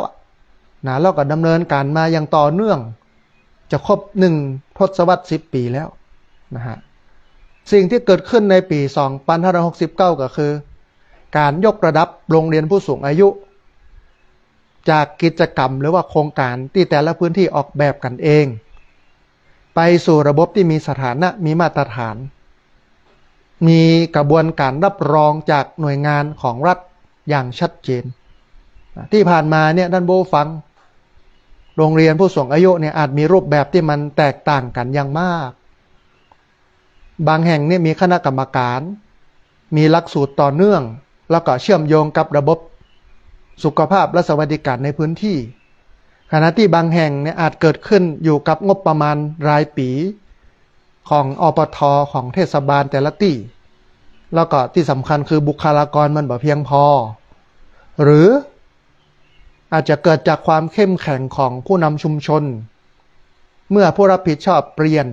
เมื่อผู้นำชุมชนย้ายหรือเกษียณกิจกรรมอาจจะหยุดชะงักลงได้นะฮะทีนี้ท่านผู้ฟังประกาศฉบับใหม่จึงเข้ามาเติมช่องว่างอย่างน้อย5เรื่องสำคัญ เข้ามาเติมช่องว่าง5เรื่องสำคัญอย่างน้อยนะ5เรื่องสำคัญที่มันจะสามารถทำให้โรงเรียนผู้สูงอายุเนี่ยมันมีมาตรฐานมีงบประมาณมีกิจกรรมที่เป็นกิจลักษณะเอามาทำกันได้อย่างสบายแต่ว่ามันต้องให้มันมีมาตรฐานเด้อเอาลองมาพอเหรอมีเรื่องอะไรอย่างพ้องสำคัญ5เรื่องสำคัญ1เรื่องที่1นะ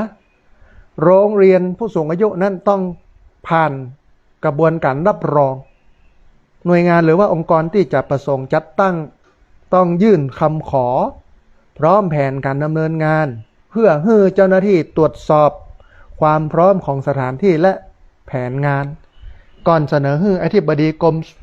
กิจการผู้สูงอายุหรือผู้ได้รับมอบหมายพิจารณาออกหนังสือรับรองอันนี้อันแรกเลยว่าต้องมาตรวจความพร้อมก่อนว่าสถานที่เป็นอย่างไรงบประมาณมีแล้วก็ตารางเรียนเป็นยังไงพ้องอันนี้อันแรกเลย2เปิดกว้างให้ไผ่เป็นผู้จัดตั้งได้อันนี้เปิ้นประจำกัดเฉพาะหน่วยงานรัฐหรือว่าองค์กรปกครองส่วนท้องถิ่นแต่มันครอบคลุมองค์กรภาคประชาชนภาคประชาสังคมภาคเอกชนองค์กรสาธารณประโยชน์แล้วก็องค์กรชุมชนด้วยมูลนิธิสมาคมนู่นนี่นั่นจัดตั้งได้หมดนี่น่าสนใจนะฮะ3ต้องมีโครงสร้างบริหารที่ชัดเจนเมื่อได้รับการรับรองแล้วผู้บริหารของหน่วยงานหรือว่าองค์กรผู้จัดตั้งนั้นต้องแต่งตั้งคณะกรรมการโรงเรียนผู้สูงอายุรวมถึงกำหนดโครงสร้างและภารกิจของโรงเรียนอย่างเป็นระบบนะฮะ4ไม่ใช่รับรองแล้วจบนะแต่มันอาจจะต้องถูกประเมินกรมกิจการผู้สูงอายุพัฒนาสังคมและความมั่นคงของมนุษย์หรือว่าหน่วยงานที่ได้รับมอบหมายเนี่ยมีหน้าที่ส่งเสริมสนับสนุนพัฒนาแล้วก็จัดให้มีการประเมินมาตรฐานการดำเนินงานอย่างต่อเนื่องนะฮะ5มีเงื่อนไขเพิกถอนสถานะโรงเรียนผู้สูงอายุเนี่ยอาจจะถูกเพิกถอนหลังจากเปิ้นออกหนังสือรับรองแล้วเงื่อนไขยังที่จะต้องถูกเพิกถอนหากคณะกรรมการมีมติให้เลิกกิจการหรือบ่มีการดำเนินกิจกรรมต่อเนื่องเป็นเวลาอย่างน้อย4 ปีขณะเดียวกันเนี่ยโรงเรียนผู้สูงอายุที่ได้รับการรับรองจากกรมกิจการผู้สูงอายุก่อนประกาศฉบับนี้มีผลบังคับใช้จะถือว่าได้รับการจัดตั้งและการรับรองประกาศใหม่โดยอัตโนมัติจึงบ่จำเป็นต้องเริ่มต้นกระบวนการใหม่ทั้งหมดอันนี้ดีหน่อยนึงนะฮะโรงเรียนผู้สูงอายุที่ได้รับการรับรองจากกรมกิจการผู้สูงอายุก่อนประกาศฉบับนี้มีผลบังคับใช้จะถือว่าได้รับการจัดตั้งแล้วก็รับรองประกาศใหม่โดยอัตโนมัติจึงบ่จำเป็นต้องเริ่มต้นกระบวนการใหม่ทั้งหมดนะฮะทีนี้ท่านผู้ฟังโรงเรียนผู้สูงอายุไม่ควรเป็นเพียงกิจกรรมคลายเหงาประโยชน์ของโรงเรียนผู้สูงอายุเนี่ยอาจจะเริ่มต้นจากการทำให้ผู้สูงวัยนั้นได้ออกจากบ้านได้พบปะเปื้อนฝูงเจ้าหมู่เจ้าจุ้มแล้วก็ได้ทำกิจกรรมร่วมกันแต่คุณค่าที่คุณค่าที่แท้จริงมันกว้างกว่านั้นนักท่านผู้ฟังมันมีอย่างพ้อง1ช่วยให้ผู้สูงอายุดูแลสุขภาพตัวเก่าได้ดีขึ้นโรงเรียนสามารถเป็นพื้นที่ให้ความรู้เรื่องการกินเรื่องโภชนาการการใช้ยาการออกกำลังกายการป้องกันการหกล้มการดูแลโรคติดต่อเรื้อรังหรือว่าโรค NCD เบาหวานความดันไขมันเส้นเลือดเนี่ยนะและการสังเกตสัญญาณผิดปกติของร่างกายสิ่งเหล่านี้ช่วยเปลี่ยนผู้สูงอายุจากผู้รอรับบริการให้กลายเป็นผู้ที่มีความรู้และมีส่วนร่วมในการดูแลสุขภาพตัวเก่านักขึ้นอันนี้ข้อแรกเลยที่โรงเรียนผู้สูงอายุต้องทำคือต้องเน้นเรื่องสุขภาพผู้สูงวัยนะฮะ2ลดความโดดเดี่ยวและส่งเสริมสุขภาพจิต มีหลายคนเกษียณอายุราชการมีหลายคนสูญเสียคู่ชีวิตที่ฮักที่แปลงที่อยู่ด้วยกันมาแล้วก็การที่ถูกหลานย้ายไปทำงานต่างถิ่นการที่ลูกหลานย้ายไปทำงานต่างถิ่นแล้วก็ข้อจำกัดด้านร่างกายอาจทำให้โลกทางสังคมของผู้สูงอายุเนี่ยมันเล็กลงไปเรื่อยๆโรงเรียนผู้สูงอายุจึงเป็นพื้นที่สร้างสรรค์ความสัมพันธ์ความรู้สึกเป็นส่วนหนึ่งของกลุ่มแล้วก็ความรู้สึกว่าตัวเก่านั้นยังมีคุณค่าบ่ได้ถูกทิ้งไว้ข้างหลังจากการเปลี่ยนแปลงของสังคมถึงวันนี้เหมือนว่าคนเฒ่าเนี่ยถูกทิ้งไว้ข้างหลังคือปท.เทศบาลอบต.หลายพื้นที่บ่ได้สนใจกับผู้สูงวัยมีโครงการปีหนึ่งก็ให้เงินมาหน่อยนึงให้มาหยะอย่างกันเหี้ยปีเตื้อเดียวนะจบนะอันนี้คืออาตมาภาพมามองอย่างเงี้ยคุณก็มัวแต่ไปทำเรื่องโครงสร้างพื้นฐานอินฟราสตรัคเจอร์แล้วก็ไปหากินกับงบประมาณขาดเหลือของอันโครงการนั้นๆบ่ทำเรื่องคนเลยนะบางที่บ่สนใจพ่อคนพ่อก้อยคนเลยเอาแต่โครงสร้างพื้นฐานอย่างเดียวเพราะมันได้ตังค์โลกมันได้เปอร์เซ็นต์อย่างเช่นซื้อปูน100 กระสอบมันก็ต้องลดแลกแจกแถมเพื่ออยู่แล้วร้านค้านั่นน่ะเขาก็ได้เปอร์เซ็นต์จากหั่นเนี่ยมันม่วนแล้วมันได้ตังค์แต่พอมาทำกับคนมาทำกับผู้สูงอายุเนี่ยมันบ่ได้ตังค์โลกมันต้องจ่ายเต็มมันต้องเต็มพิกัดตามกระบวนการของเปิ้ลเนี่ยสังคมไทยมันติดปัญหาตรงนี้นะฮะการทุจริตมันสูงท่านผู้ฟังปดเท่าทุจริตมาตั้งแต่อย่างไงที่เปิ้ลว่ากันเนี่ยสวทุจริตสสซื้อเสียงเข้าไปเป็นทุจริตเงินงบประมาณปดเท่าพดมาแผ่วการทุจริตการสอบข้าราชการท้องถิ่นโกงกันเป็น5,000 6,000 คนเนี่ยนี่คือจุดเริ่มต้นของความล่มสลายของประเทศไทยเลยนะท่านผู้ฟังหากว่าเป็นอย่างนี้ไปเมินๆนี่แย่ละต่างชาติเปิ้ลก็มาลงทุนแล้วแต่วันนี้เปิ้ลก็ตึงมานะเปิ้ลย้ายการผลิตไปอยู่ประเทศเวียดนามปุ่นนะเพราะอย่างเวลาจะย้ายอย่างสักอย่างเนี่ยมันต้องจ่ายใต้โต๊ะให้กับเจ้าหน้าที่รัฐมันถึงจะเร็วมันถึงจะได้ถ้าบัจ่ายเนี่ยดองเกมไม่เมินหรอกถ้ามึงบัจ่ายนี่นะเอ็นสุมาท่านผู้ฟังถ้าสู่บัจ่ายนี่นะค่ากับบ่ฮื้อต้องจ่ายใต้โต๊ะก่อนค่าถึงจะอนุญาตนี่คือความเหลวแหลกของสังคมไทยที่มันเป็นถึงวันนี้นะฮะแถมอันหนึ่งท่านผู้ฟังอันที่3โรงเรียนผู้สูงอายุเนี่ยมันป้องกันผู้สูงวัยถูกทิ้งไว้หลังความเปลี่ยนแปลงทางดิจิทัลท่านผู้ฟังในวันที่บริการภาครัฐการเงินการสื่อสาร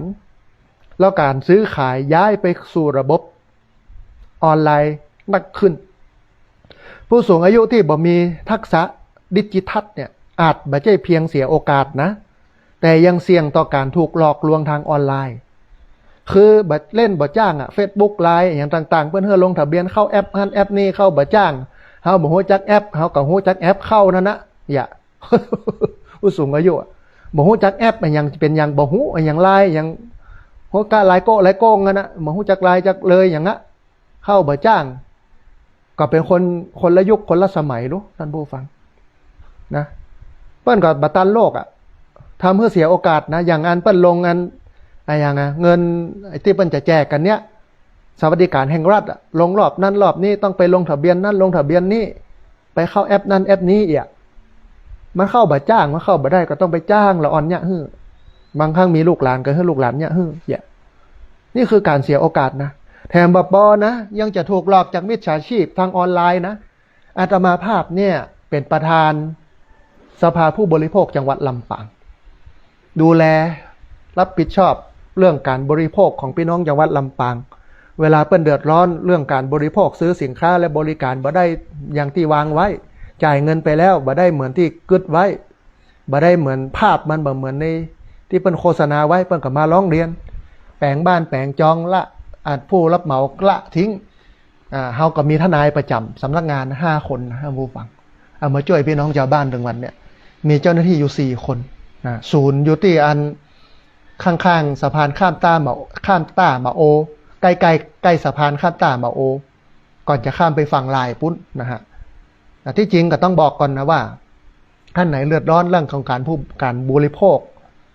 ของจังหวัดลำปางนะ นะเน้นจังหวัดลำปางมาร้องเรียนได้ท่านผู้ฟังมาร้องเรียนเฮาได้เฮาสามารถประสานงานอย่างเฮือได้แล้วก็มีทนายความช่วยเหลือแล้วก็การใช้ทนายเฮาเนี่ยบ่ได้เสียค่าใช้จ่ายฟรีทุกกระบวนการนะเวลาถูกหลอกโอนเงินไปนู่นนี่นั่นอย่างเงี้ยนะมาได้แล้วเฮาก็เอาเจ้าหน้าที่เนี่ยออกไปให้ความรู้ชาวบ้านแต่ละที่แต่ละตางตัวนี่คือประโยชน์ของมันนะฮะแต่ว่าถ้าหากว่าโลกมันเปลี่ยนแปลงไปมันเป็นโลกดิจิทัลโลก globalization ยุคข้อมูลข่าวสารยุคการเปลี่ยนแปลงยุคเชนยุคการเปลี่ยนแปลงคนเท่ามันตัวบัตรตันท่านผู้ฟังมันคนละอย่างคนละสมัยกับยุคเขาเนี่ยเขียนจดหมายโลกโทรศัพท์กับโลกแต่ยุคนี้มันใจส่งข้อความทางเฟซทางไลน์โลกมันก็มันไปตัวเปิ้นบัตรตันเสร็จแล้วมันก็จะถูกหลอกเพราะฉะนั้นเนี่ยโรงเรียนผู้สูงอายุก็จะต้องมาป้องกันสิ่งเหล่านี้ตัวนะฮะอันนี้อันที่3อันที่4มันจะต้องสร้างทักษะอาชีพและก็รายได้ที่มันเหมาะสมกับวัยท่านผู้ฟังการฝึกอาชีพมันบ่ควรถูกจำกัดอยู่เพียงการผลิตสินค้าชุมชนแต่มันควรเชื่อมโยงกับตลาดความสนใจสุขภาพและข้อจำกัดของผู้สูงอายุแต่ละกลุ่มเพื่อเกิดรายได้จริงและก็บ่กลายเป็นภาระเพิ่มอันนี้ต้องมองหลายมุม1ที่จะต้องให้เปิ้นเนี่ยมันต้องเหมาะสมกับวัยเปิ้นคนเฒ่าแล้วจะไปยะอะไรอย่างนักได้มันก็ต้องมีสิ่งที่มันเหมาะสมสำหรับผู้สูงวัยที่ทำได้2ต้องไปเชื่อมโยงกับการตลาดบ่ใช่ว่ายะไว้กองโกดขายบ่ออกซ้ำมาเป็นความดันขึ้นแถมปวดเท่าเครียดนักแถมอันนี้คือไม่ใช่ทางออกคือสิ่งที่ควรทำได้ตามสุขภาพร่างกายอาชีพทักษะการเพิ่มรายได้เนี่ยมันต้องมาดูว่าคนทำเนี่ยวัยแค่นี้เนี่ยวัยอย่างอี้แล้วเนี่ยอาจจะต้องฝึกอย่างพ่องจะต้องทำอย่างพ่องนะฮะและการตลาดจะต้องรองรับเปิ้นได้ต้องมีตลาดรองรับนะอันนี้คือข้อที่4ข้อที่5ทำให้ผู้สูงอายุรู้สิทธิ์และก็ปกป้องตัวเก่าได้โรงเรียนผู้สูงอายุเนี่ยท่านผู้ฟังสามารถเป็นพื้นที่ให้ความรู้เรื่องเบี้ยยังชีพเรื่องสิทธิรักษาพยาบาลเรื่องพินัยกรรมการจัดการทรัพย์สินความรุนแรงในครอบครัวและก็ช่องทางขอความช่วยเหลือว่าเวลาเกิดความรุนแรงขึ้นมาโน่นนี่นั่นจะขอช่องทางจากไหนตั้งใดอย่างใดนะฮะเพราะผู้สูงอายุบ่เคยรู้เรื่องสิทธิ์ยอมมีความเสี่ยงที่จะถูกละเลยถูกเอาเปรียบหรือว่าถูกละเมิดโดยบ่สามารถเรียกร้องความช่วยเหลือได้นะ6ท่านผู้ฟังเปลี่ยนผู้สูงอายุจากผู้รับการดูแลเป็นพลังของชุมชนประกาศราชกิจจานุเบกษาของกรมกิจการผู้สูงอายุเนี่ยมันให้ความสำคัญกับการถ่ายทอดภูมิปัญญาวัฒนธรรมท้องถิ่นและการจัดทำกิจกรรมสาธารณประโยชน์นั่นหมายความว่าผู้สูงอายุนั้นบ่ได้ถูกมองเฉพาะในฐานะเป็นผู้เปราะบางแต่เป็นเ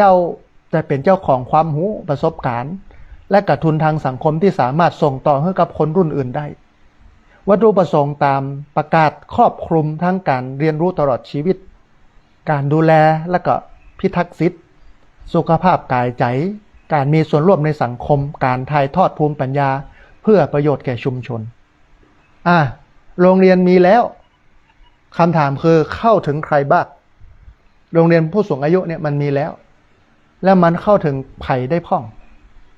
อันนี้มันสะท้อนโจทย์แถมด้านหนึ่งของประกาศฉบับนี้นะท่านผู้ฟังเพราะเมื่อมีระบบยื่นคำขอหนังสือรับรองการประเมินมาตรฐานเดียวกันประเทศจะสามารถพัฒนาฐานข้อมูลที่ตอบคำถามได้อย่างชัดเจนขึ้นว่าประเทศไทยมีโรงเรียนผู้สูงอายุที่ยังดำเนินการแท้จริงอยู่กี่แห่งมีผู้สูงอายุเข้าร่วมกี่คนและเข้าร่วมอย่างต่อเนื่องเพียงใด พื้นที่ใด ยังบ่มีโรงเรียนหรือว่ายังเข้าบ่ถึงกิจกรรมผู้สูงอายุที่ติดบ้านพิการยากจนหรือว่าอยู่ลำพังเข้าถึงได้หรือไม่กิจกรรมช่วยให้สุขภาพรายได้หรือว่าคุณภาพชีวิตที่ดีขึ้นเนี่ยได้เพียงใดเพราะจำนวนโรงเรียนที่เพิ่มขึ้นนั้นท่านผู้ฟังไม่ได้หมายความว่าผู้สูงอายุทุกกลุ่มจะได้รับโอกาสอย่างเท่าเทียมนะโรงเรียนอาจจะตั้งอยู่ในชุมชนแต่ผู้สูงอายุที่เปราะบางที่สุดอาจเดินทางมาบ่ได้ บ่มีคนปามาบ่ฮู้ข้อมูลหรือว่ากิจกรรมนะบ่ได้ถูกออกแบบใหม่เหมาะกับข้อจำกัดของหมู่เขามาตรฐานเดียวกันต้องบ่กลายเป็นรูปแบบเดียวกันทั้งหมดท่านผู้ฟังการมีมาตรฐานเนี่ยมันช่วยป้องกันบ่ให้โรงเรียนผู้สูงอายุถูกใจโดยบ่มีแบบแผนบ่มีความต่อเนื่องหรือบ่สามารถจะตรวจสอบคุณภาพได้แถมอย่างหนึ่งรัฐเนี่ยต้องระวังบ่ให้มาตรฐานกลายเป็นภาระด้านเอกสารขององค์กรชุมชนขนาดเล็กบ่สามารถจัดตั้งโรงเรียนได้หรือว่าทำให้ทุกพื้นที่เนี่ยต้องจัดกิจกรรมเหมือนกันโดยบ่ได้คำนึงถึงบริบทของพื้นที่โรงเรียนในกรุงเทพมหานครเนี่ยโรงเรียนผู้สูงอายุในกรุงเทพมหานครเนี่ยต้องเน้นทักษะดิจิทัลการป้องกันภัยออนไลน์และการรับมือความโดดเดี่ยวในเมืองโรงเรียนในชุมชนเกษตรกรรมอย่างบ้านนอกคอกนาอย่างเฮาเนี่ยอาจต้องเน้นสุขภาพจากการทำงานและการจัดการหนี้การเพิ่มพูนผลผลิตและการถ่ายทอดภูมิปัญญาท้องถิ่นส่วนโรงเรียนในพื้นที่ห่างไกลอาจต้องออกแบบให้มีการเรียนรู้แบบเคลื่อนที่เชื่อมโยงกับอาสาสมัครและบริการเยี่ยมบ้านเพื่อบ่ทิ้งผู้สูงอายุที่เดินทางบ่ได้ไว้ตั้งหลังดังนั้นท่านผู้ฟังความสำเร็จของประกาศฉบับนี้นั้นบ่ได้วัดเพียงว่า มีหน่วยงานยื่นขอจัดตั้งเพิ่มขึ้นกี่แห่งแต่ต้องวัดว่าโรงเรียนนั้นทำให้ผู้สูงอายุมีสุขภาพดีขึ้นก่อมีเปื้อนมีความมั่นคงรู้จักสิทธิ์พึ่งพาตัวเองได้ก่อและมีพื้นที่แสดงบทบาทในชุมชนนักขึ้นแต่ก่อนะฮะนี่คือผลดีเนาะของการประกาศราชกิจจานุเบกษาเรื่องโรงเรียนผู้สูงอายุทีนี้ เราลองมาพอราชกิจจาที่เปิ้นประกาศนะโรงเรียนผู้สูงอายุนะน่าสนใจนะเราลองมาฟังดูเนาะท่านผู้ฟังเท่าที่เวลาพอที่จะมีเหลืออยู่นะประกาศกรมกิจการผู้สูงอายุเรื่องการจัดตั้งโรงเรียนผู้สูงอายุพ.ศ. 2569อันนี้เป็นราชกิจจานุเบกษาประกาศเมื่อวันที่31กรกฎาคม2569นะฮะน่าสนใจน่าฟังญาติโยมที่เป็นคนเฒ่าเนี่ย เป็นผู้สูงอายุเนี่ยควรฟังควรรู้ห้องว่าบ้านเมืองเพิ่นเป็นอย่างใดจะไปรู้แต่เรื่องอันหนังละครอย่างเดียว เพิ่นบอกว่าโดยมาตรา11วงเล็บ4แห่งพระราชบัญญัติผู้สูงอายุพ.ศ. 2546ข้อที่2ของประกาศสำนักนายกรัฐมนตรีเรื่องการกำหนดหน่วยงานผู้มีอำนาจหน้าที่รับผิดชอบดำเนินการเกี่ยวกับการคุ้มครองการส่งเสริมและการสนับสนุนผู้สูงอายุในด้านต่างๆตามพระราชบัญญัติผู้สูงอายุพ.ศ. 2546 พ.ศ. 2553ประกอบข้อ2ของประกาศกระทรวงพัฒนาสังคมและความมั่นคงของมนุษย์เรื่องกำหนดหลักเกณฑ์วิธีการและเงื่อนไขการคุ้มครองการส่งเสริมและการสนับสนุนการพัฒนาตนเองและการมีส่วนร่วมในกิจกรรมทางสังคมการรวมกลุ่มในลักษณะเครือข่ายสิทธิเครือข่ายหรือชุมชนจึงสมควรส่งเสริมและสนับสนุนให้มีการพัฒนาศักยภาพการรวมกลุ่มผู้สูงอายุในรูปแบบของโรงเรียนผู้สูงอายุเพื่อให้ผู้สูงอายุได้เรียนรู้พัฒนาทักษะในการดูแลตัวเก่าการพัฒนาคุณภาพชีวิตให้สามารถดำรงชีวิตอยู่ในสังคมได้อย่างมีคุณค่ามีศักดิ์ศรีและเข้าไปมีส่วนร่วมในกิจกรรมทางสังคมนั้นอาศัยอำนาจตามความในมาตรา32แห่งพระราชบัญญัติระเบียบบริหารราชการแผ่นดินพ.ศ. 2534ซึ่งแก้ไขเพิ่มเติมพระราชบัญญัติระเบียบบริหารราชการแผ่นดินฉบับที่5พ.ศ.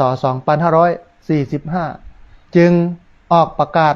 ไว้ดังต่อไปนี้ข้อที่1ประกาศนี้ฮ้องว่าประกาศกรมกิจการผู้สูงอายุเรื่องการจัดตั้งโรงเรียนผู้สูงอายุพ.ศ. 2569ข้อ2ประกาศนี้ให้ใจบังคับตั้งแต่วันที่ประกาศเป็นต้นไปข้อ3ในประกาศนี้โรงเรียนผู้สูงอายุหมายความว่าการรวมตัวของผู้สูงอายุและชุมชน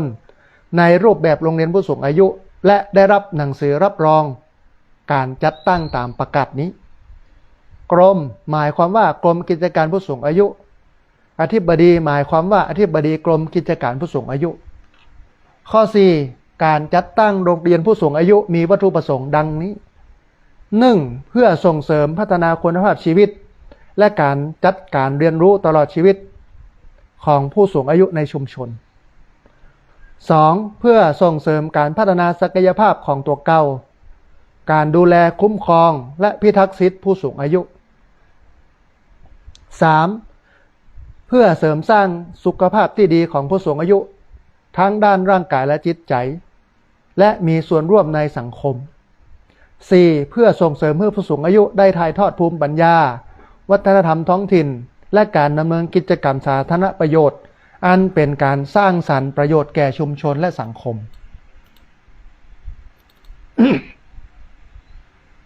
5. ข้อ 5 กรม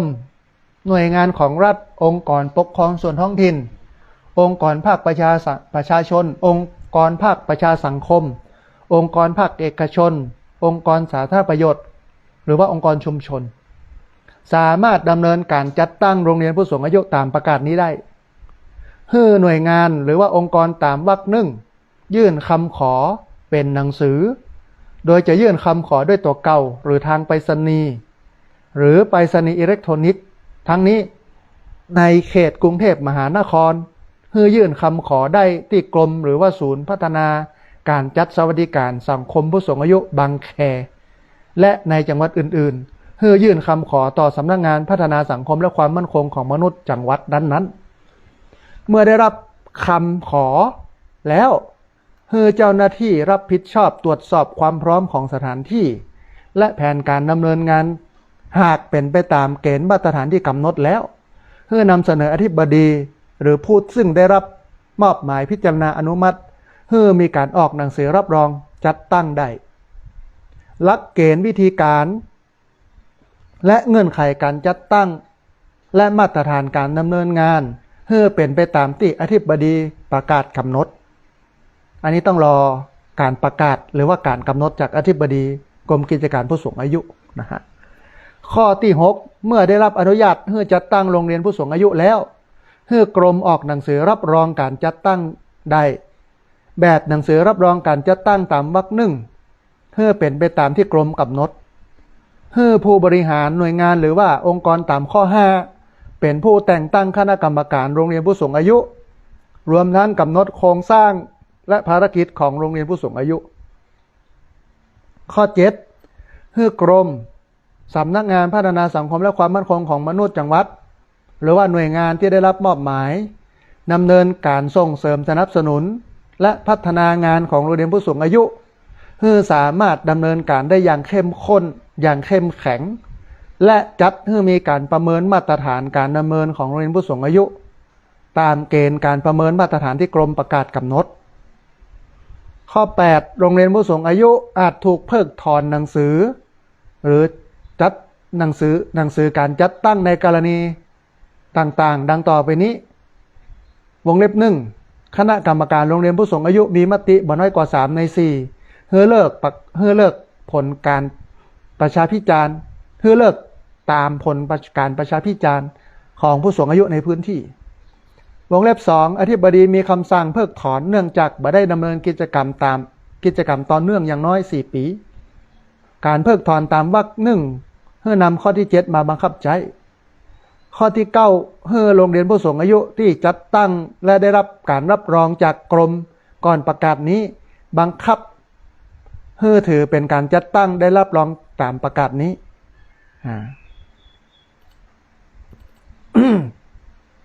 ข้อ 10ให้อธิบดีรักษาการตามประกาศนี้และให้มีอำนาจกำหนดแบบเอกสารและคู่มือการปฏิบัติให้เป็นไปตามประกาศนี้ในกรณีที่มีปัญหาเกี่ยวกับการปฏิบัติตามประกาศนี้ให้อธิบดีผู้มีอำนาจวินิจฉัยและคำวินิจฉัยนั้นให้ถือเป็นที่สุดประกาศณวันที่21 เมษายน 2569โชคชัยวิเชียรชัยชนะอธิบดีกรมกิจการผู้สูงอายุ นะเฮาฟังทั้งหมดทั้งปวงท่านผู้ฟังเป็นเรื่องที่น่าดีใจที่ผู้สูงอายุนั้นมีการจัดตั้งโรงเรียนผู้สูงอายุแล้วก็มีการรับรองอย่างเป็นกิจลักษณะมีการสนับสนุนเป็นกิจลักษณะแล้วก็จะต้องไปจดทะเบียนโน่นนี่นั้นให้มันเข้ารูปเข้ารอยเข้าแบบเข้าอย่างแล้วก็รองรับสังคมสูงวัยได้อย่างดีนะมันก็ถือเป็นก้าวหนึ่งเนาะของประเทศด้อยพัฒนาอย่างเฮานะดีกว่าเปิ้นบ่ได้ยะอย่างเลยที่จริงอาตมาภาพเนี่ยทำหนังสือไปถึงนายกรัฐมนตรีทำหนังสือไปถึงงานรัฐมนตรีว่าการกระทรวงมหาดไทยรัฐมนตรีว่ารัฐมนตรีสำนักงานพัฒนาสังคมและความมั่นคงของมนุษย์จังหวัดถึงเรื่องนี้แหละเรื่องที่อปทเทศบาลองค์กรปกครองส่วนท้องถิ่นอบต.สามารถสนับสนุนงบประมาณโรงเรียนผู้สูงอายุได้แล้วก็บริการโรงเรียนผู้สูงอายุได้เพราะที่ผ่านมาเนี่ยมันเป็นงานฝากอบต.บางที่เปิ้นก็บ่กล้าเอางบประมาณมาใช้กับโรงเรียนผู้สูงอายุ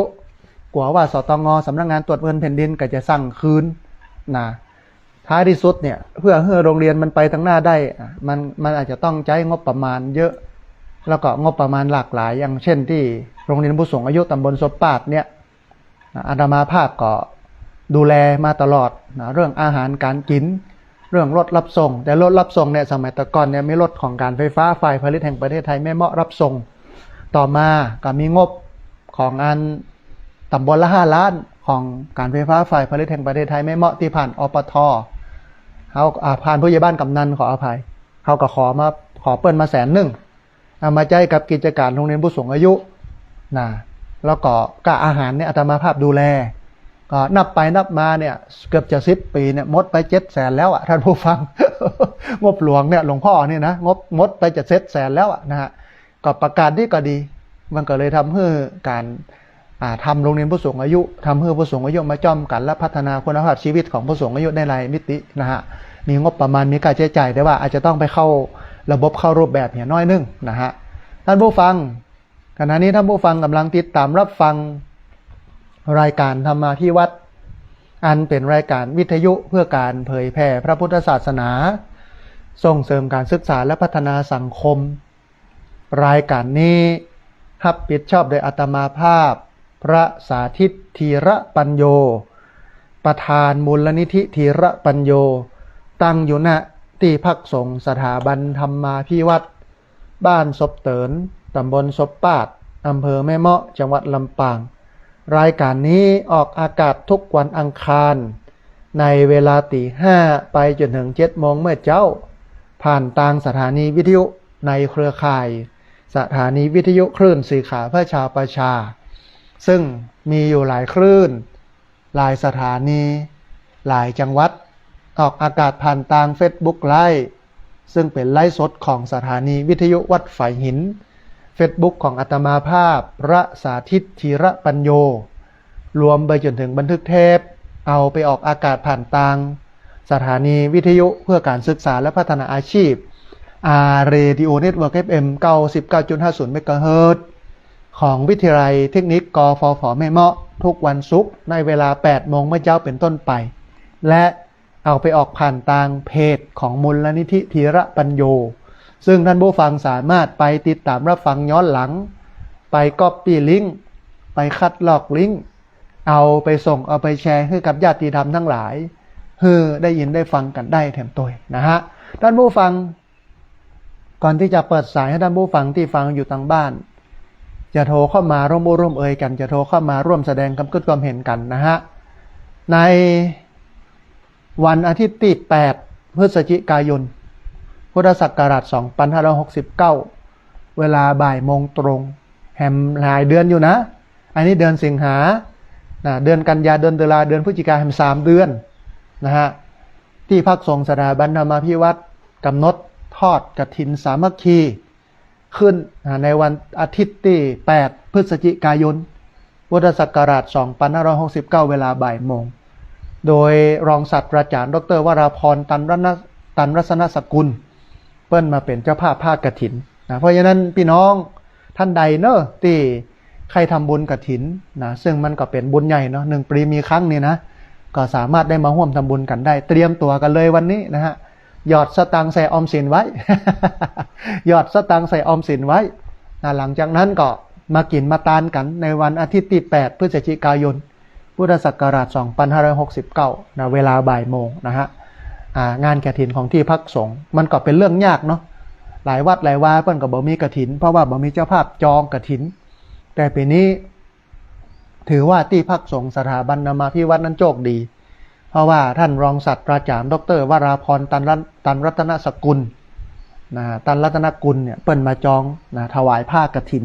5 ชุดนะฮะ5 ผืน 5 ชุดเสร็จแล้วก็ปัจจัยถวายพระนะฮะที่เหลือซึ่งเป็นปัจจัยบริวารเข้าของเครื่องใจสัมปติต่างๆเอาก็ไปเสาะหากันเองนะโดยการมาบอกกล่าวนะฮะที่จริงเรื่องกฐินนี้พระบ่สามารถบอกได้นะไม่สามารถบอกโยมได้นะถ้าบ่มีเจ้าภาพมาจองกฐินพระก็บ่สามารถจะอู้ได้แต่พอมีเจ้าภาพจองกฐินปุ๊บมาละ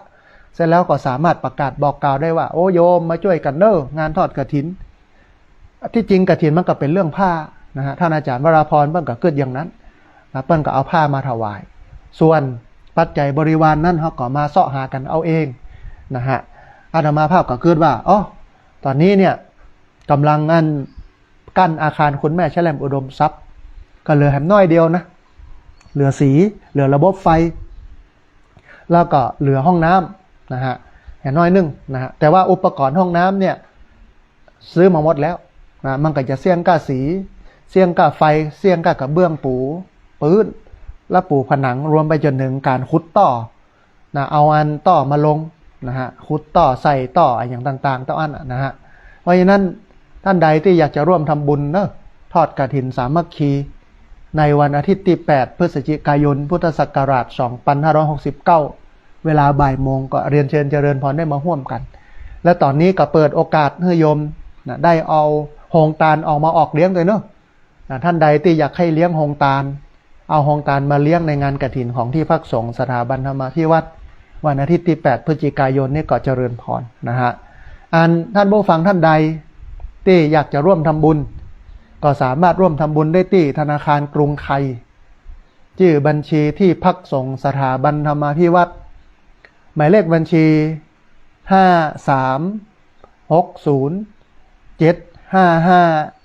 5360755318เป็นธนาคารกรุงไทยชื่อบัญชีที่พักสงฆ์สถาบันธรรมาภิวัตรหมายเลขบัญชี5360755318นะอันนี้ก็สามารถได้มาร่วมทำบุญกันได้ทำบุญงานกฐินนาทานในวันอาทิตย์ที่8 พฤศจิกายน 2569ท่านใดที่อยากจะเอาซองกฐินโทรเข้ามาแจ้งได้เลยนะฮะเดี๋ยวจะได้จัดพิมพ์ให้แล้วก็ส่งไปให้เอาไปบอกบุญกันนะท่านใดที่ร่วมทำบุญโอนเข้าบัญชีที่พักสงฆ์สถาบันธรรมาภิวัตรแล้วโทรมาบอกกัน1ส่งสลิปกันเข้ามาก็ได้นะฮะเพราะว่าบัญชีนี้เนี่ยมันบ่สามารถที่จะขึ้นข้อมูลว่าอันนี้เงินเข้าแล้วบ่สามารถจะตรวจสอบได้ต้องเอาสมุดไปปรับที่ธนาคารเต้าอั้นนะฮะเพราะว่ามันเป็นบัญชีของที่พักสงฆ์เบิกจ่าย2 ใน 3แล้วก็กรรมการค่อนข้างจะเข้มหน่อย เปิ้นก็ดูแลการเงินของเปิ้นไปทำหน้าที่ได้ดีรายรับรายจ่ายเหลือเท่าใดได้เท่าใดจ่ายเท่าใดนะเปิ้นก็ทำเอกสารซื้อของซื้อสัมภาระจ่ายค่าแรงงมแรงงานนี่ก็จะต้องมีใบสำคัญรับเงินนะดูแลหมดญาติโยมบ่ต้องห่วงนะที่พักสงฆ์สถาบันธรรมาภิวัตรเนี่ยทำเป็นระบบนะง่ายถ้าบ่เป็นระบบเนี่ยสิ่งที่สร้างขึ้นมาเนี่ยมันบ่สำเร็จมันก็จะแล้วมันก็จะลุมันก็จะห้างหั่นแต่นี่สร้างแต่ละอย่างมันก็สำเร็จกูอย่างนะบ่ว่าจะเป็นอาคารหลังข้างล่างนะบ่ว่าจะเป็นโรงครัวกุฏิที่พักสงฆ์นะฮะบ่ว่าจะเป็นศาลากินตาลแล้วตอนนี้ก็เจดีย์บุญเจดีย์เอาไว้ก่อนหลังจากทอดกฐินกันก็มาอู้กันถึงเรื่องบุญเจดีย์นะฮะตอนเนี้ยเอาบุญที่สำคัญก็คือบุญกฐินทานที่จะถึงนี้แล้วปีนี้เนี่ยปัจจัยบริวารกฐินก็จะนำมากั้นอาคารคุณแม่แชลมอุดมทรัพย์เป็นอันที่พักของพระสงฆ์นะแล้วก็ถ้ามันเหลือก็จะเอามาใช้จ่ายอื่นๆนะตามที่พักสงฆ์จะต้องใช้เช่นตัดหญ้าบดเท้าเตือนหนึ่งเป็น10,000ท่านผู้ฟังตัดหญ้าเตือนหนึ่งนะ อาจจะไปซื้อรถตัดหญ้ามาก็ได้มันจะได้ประหยัด อาจจะซื้อรถตัดหญ้ามามันก็จะประหยัดขึ้นอาจจะต้องดูก่อนว่าจะต้องใช้จ่ายไอ้อย่างพ้องเนาะนะฮะเอาละท่านผู้ฟังก็ท่านผู้ฟังสามารถโทรเข้ามาร่วมร่วมเอ่ยกันโทรเข้ามาร่วมแสดงความคิดความเห็นกันได้เนอะในรายการธรรมาภิวัตน์ในวันนี้เรียนเชิญเจริญพรได้ที่เบอร์064 125 4122เบอร์064 125 4122เรียนเชิญเจริญพรได้โทรเข้ามาร่วมเอ่ยกันนะได้โทรเข้ามาร่วมแสดงความคิดความเห็นกันได้ที่เบอร์064 125 4122พอดีมีสายเข้ามาสายหนึ่งรับสายนี้ก่อนเพื่อนจะว่าอย่าได้พ้องเจริญพรเจ้าไหว้สาเจ้าสาธุโยมแม่สัญญาณเป็นอย่างใดพ้องมันมองเราบอกหายเจ้าสัญญาณชัดเจนเนาะไม่ม่อมเนาะสัญญาณชัดเจนดีเจ้าโอ้ฝนตกขาดไปเมื่อแล้วเนาะอัน2 วันนั้นไปสุรินทร์มาอย่าแม่ไปมชแล้วไปสุรินทร์บ่เลยบ่ได้จัดวันนี้ก็เลยได้จัดแม่นละแม่หลายวัน6 วันเนาะมันตัดกับรายการพอดีก็เลยบ่ได้จัดวันนี้ก็เลยเอาฮื้อพี่น้องที่ติดตามรับฟังกันเห็นน้อยนึงเป็นในฟ้าฝนโยมแม่ฝนตกพ่องก็เดี๋ยวนี้ค่ะกันละไม่ตกตกหนักหน่อยลำปางก็มืดครึมๆเยอะๆแยะๆนำบ่ปอนักนะเนาะแม่ไปฝางฝนตกหนักขนาดเมืองฝางเพิ่นตึงน้ำเปิ้นตึงน้ำดีเมืองฝางมันจุ่มมันเย็นเนาะเมืองฝางนะแต่ต้องระมัดระวังเรื่องน้ำเนาะแม่เนาะอนุโมทนาบุญกับนันโยมแม่เนอะสาธุเจริญพรแม่น้อมเราปากก้อยญาติโยมติดตามรับฟังประจำโทรเข้ามาให้กำลังใจกันต้องอนุโมทนาบุญกับแม่น้อมเนอะพี่น้องเวลาเหลืออยู่ประมาณสัก20 กว่านาทีเนอะได้จัดหลายสายเรียนเชิญเจริญพรที่เบอร์064 125 4122เบอร์064 125 4122พอดีมีสายเข้ามาสายหนึ่งรับสายนี้ก่อนเปิ้นอย่าว่าอย่าได้พ้องเจริญพรเจ้าท่านอาจารย์เรียนคุณชูชีวิตเด้อสาธุแม่เพนสัญญาณเป็นได้พ้องชัดเจนเนาะแม่เพนเนาะอนุโมทนาบุญกับแม่เพนที่โทรเข้ามาให้กำลังใจกันเนอะที่โอนนี่ได้หมดเนาะได้หมดแล้วแม่แต่ว่าเดี๋ยวต้องไปปรับสมุดบัญชีแห่งกรรมต้องไปดู แต่น่าจะเข้าแล้วได้แม่ได้พ่อสมชายพ่อเพนข่าวเสี้ย100 บาทเนาะก็ถาวรแม่ก่อนตูดบ้านผิดเสี้ยเพื่อมันห้อง60 บาทพ่อพรแม่อนงขวัญนันทราบ้านเจ้าจาง40 บาทเป็น200นะเจ้าได้แม่ได้เดี๋ยวยังได้ก็ประสานไปหาโยมแม่แห่งกรรมนอได้เลยอนุโมทนาบุญกับโยมแม่เนอะสาธุแม่เพนคนสู้ชีวิตเป็นสะพานบุญเอาปัจจัยมาห่วมสร้างห่วมทำที่พักสงฆ์สถาบันธรรมาภิวัตน์ต้องอนุโมทนาบุญกับแม่เพนเนอะนะฮะพอดีมีสายเข้ามาแห่งสายหนึ่งรับสายนี้ก่อนเพื่อจะว่าอย่าได้พ้องนะฮะเจริญพรนมัสการครับผมแฟนพันธุ์แท้ครับมาแล้วพี่น้องจากอำเภอแม่ริมจังหวัดเชียงใหม่วันนี้สัญญาณเป็นได้พ้องจัดเจ๋วทั้งใจเลยครับสาธุอนุโมทนาบุญฝนตกพร้อมก่อคุณโยมไม่ตกแล้วครับอากาศติ่งเลยครับลำปางมืดคือตกมาเยาะๆย้อยๆตามสภาพตามหน้ามันเนาะป้อเนาะนะที่นี่ยังติ่งเลยครับม่วนครับ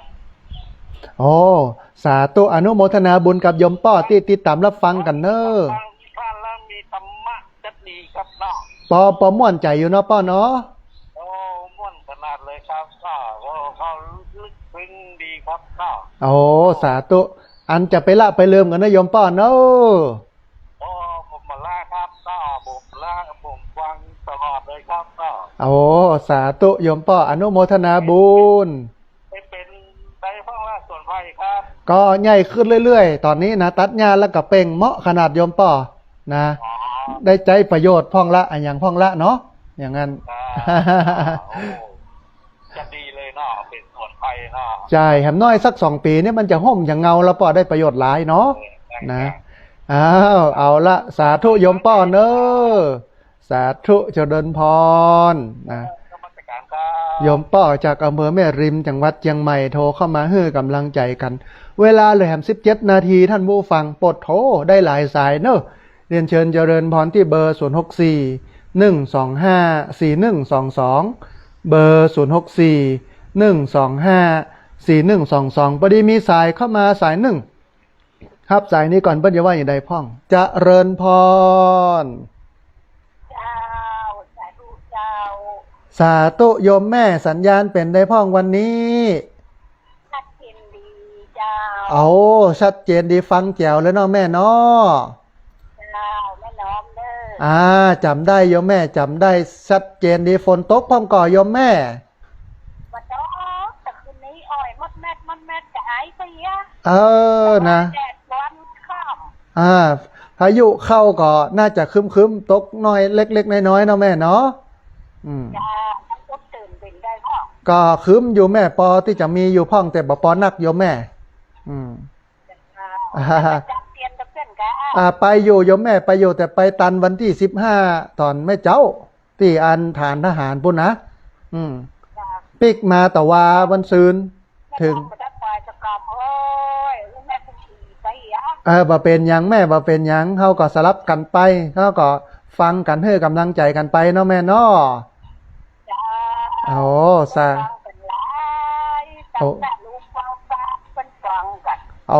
อนุโมทนาเป็นที่น่าดีอกดีใจเนาะแม่เนาะ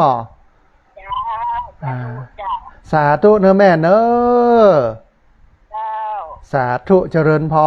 รญาติโยมเรียนเชิญเจริญพรเนอะ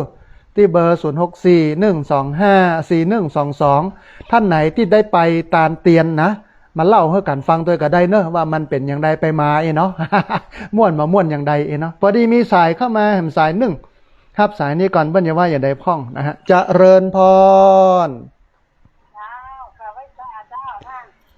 สาธุโยมแม่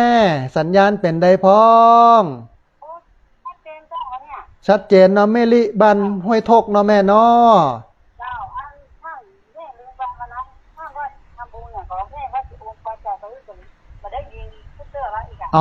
เอาตอนนี้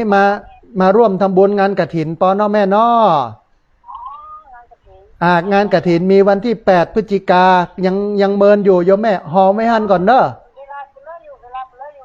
หอมไม่หันปออันที่จะมีก็โอนทำบุญมาเนาะแม่เนาะสาธุอนุโมทนาบุญกับโยมแม่ที่ติดตามรับฟังกันเนอะสาธุนะโยมแม่ลิบ้านห้วยทกบ้านห้องละปูนติดตามรับฟังปอม่วนอกม่วนใจนะฮะเรียนเชิญเจริญพรเนอะท่านผู้ฟังเนอะที่เบอร์064 125 4122เบอร์064 125 4122พอดีมีสายเข้ามาสายหนึ่งครับสายนี้ก่อนเบิ้ลอย่าว่าอย่าได้พ่องจะเริญพ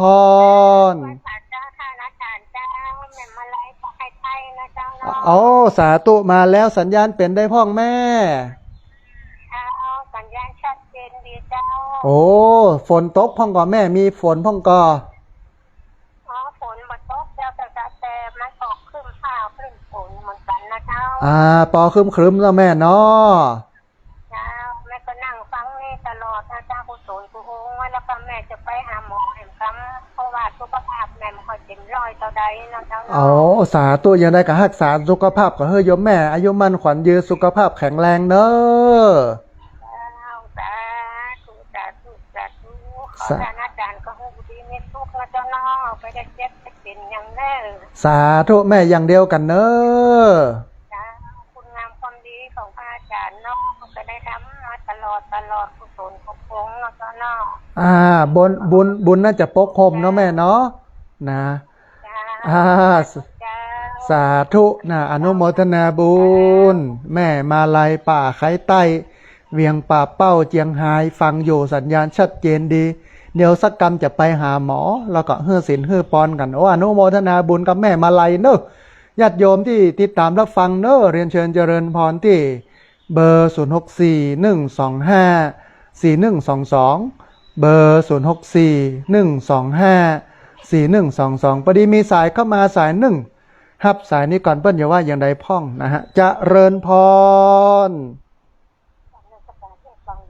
เอาสาธุแม่สุแก้วคำอ้วนสารปีเจียงใหม่เนาะสัญญาณเป็นได้พ่องแม่ชัดเจนดีก่อฟ้าฝนโดมีพ่องก่อหาสารปีหมอกหยอดย้อยๆเนาะแม่เนาะปีนี้น้ำถ้าจะมาท่วมมาเนาะปีนี้เนาะขอว่าเนาะรอลุ้นกันเนาะแม่เนาะลุ้นเอาโอ้อนุโมทนาบุญกับแม่สุแก้วเนอะสาธุได้แม่ได้อนุโมทนาบุญเนอะสาธุแม่สุแก้วคำอ้วนสารปีเจียงใหม่มีโยมที่มาติดตามรับฟังทาง Facebook เนาะมีแม่สมควรใจน้อยแม่คำสุขโยธินมีแม่สังวานแก่นจันทร์มีโยมจากประเทศสหรัฐอเมริกาลูกศิษย์ท่านอาจารย์ดร.จันยาสุทธิยาโนอนุโมทนาบุญกับคุณโยมเนอะมีคนโยมแม่จันตาใจคำมันโยมแม่จันตาใจคำวันพรุ่งนี้เปิดเรียนเนอะ9 โมงไม่เจ้านะฮะแล้วก็มีคุณโยมพรสิริกันทวงศ์มีคุณโยมสายฝนจันกุณะมีไผ่แหมแม่พรสิริกันทวงศ์นะฮะต้องอนุโมแม่มีแม่เรนูชัยวงศ์มีคุณแม่อาจรพึ่งไตรรัตน์นะฮะมีไผ่แหมมาเรื่อยๆเนาะต้องอนุโมทนาบุญกับญาติโยมที่ติดตามรับฟังมีคุณโยมชนาภาสีทามีลูกของคุณแม่อุษาสุขเจริญอนุโมทนาบุญคุณโยมมาเลี้ยงอาหารคนเฒ่าวันที่26เนอะนะฮะวันที่26มีเปิ้นมาดูงานจากตำบลมะเขือแจ้ละปูนลูกของคุณแม่อุษาสุขเจริญเปิ้นจะมาเลี้ยงอาหารคนเฒ่า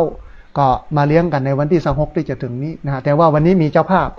เป็นงบประมาณของโรงพยาบาลส่งเสริมสุขภาพตำบลนะฮะวันนี้มีสายเข้ามาสายหนึ่งรับสายนี้ก่อนเปิ้ลอย่าว่าอย่าใดพ่องนะฮะเจริญพรอ๋อสาธุโยมแม่จากอำเภอวังเหนือจังหวัดลำปางเนาะ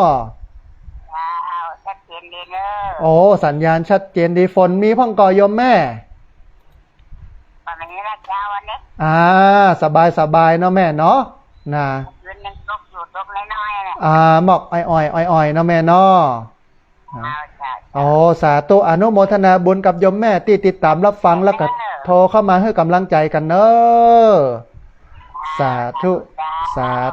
นายโยมแม่จากอำเภอวังเหนือจังหวัดลำปางพี่น้องที่ฟังอยู่เนอะเรียนเชิญเจริญพรที่เบอร์0641254122เบอร์0641254122เรียนเชิญเจริญพร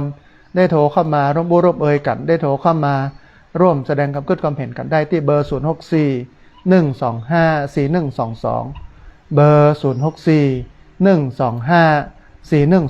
เรียนเชิญเจริญพรนะพี่น้องเนอะเวลาพอที่จะมีเหลืออยู่นะฮะท่านผู้ฟังวันนี้ได้อู้ถึงเรื่องของการประกาศในราชกิจจานุเบกษาเรื่องโรงเรียนผู้สูงอายุมันก็เป็นสิ่งที่ดีที่ทำให้ผู้สูงอายุนั่นจะได้พัฒนาคุณภาพชีวิตผ่านโรงเรียนผู้สูงอายุโรงเรียนผู้สูงอายุเนี่ยหลายพื้นที่ก็จัดกันเองนะอย่างอาตมาภาพเนี่ยทางองค์การบริหารส่วนตำบลศพปาดแล้วก็โรงพยาบาลส่งเสริมสุขภาพตำบลศพปาดเพิ่นก็มาปรึกษาก็ได้ร่วมกันจัดตั้งมาได้ร่วมกันประคับประคองมาปลดท่อ9 ปีแล้วท่านผู้ฟังหมดเงินไป 7-8 แสน เงินส่วนตัวเนี่ยนะเอามาเป็นค่าอาหารแต่ต่อไปนี่คงจะมีมาละนะได้งบประมาณตรงนี้นะฮะวันนี้มีสายเข้ามาสายหนึ่งครับสายนี้ก่อนเปิ้ลจะว่าอย่างใดพ่องนะจะเริญพร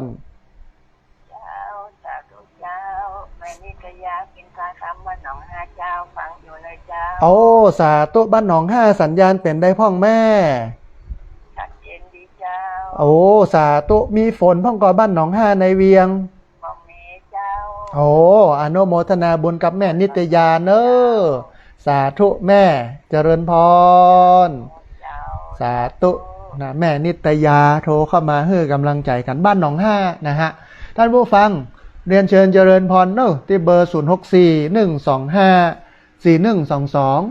เบอร์0641254122เรียนเชิญเจริญพร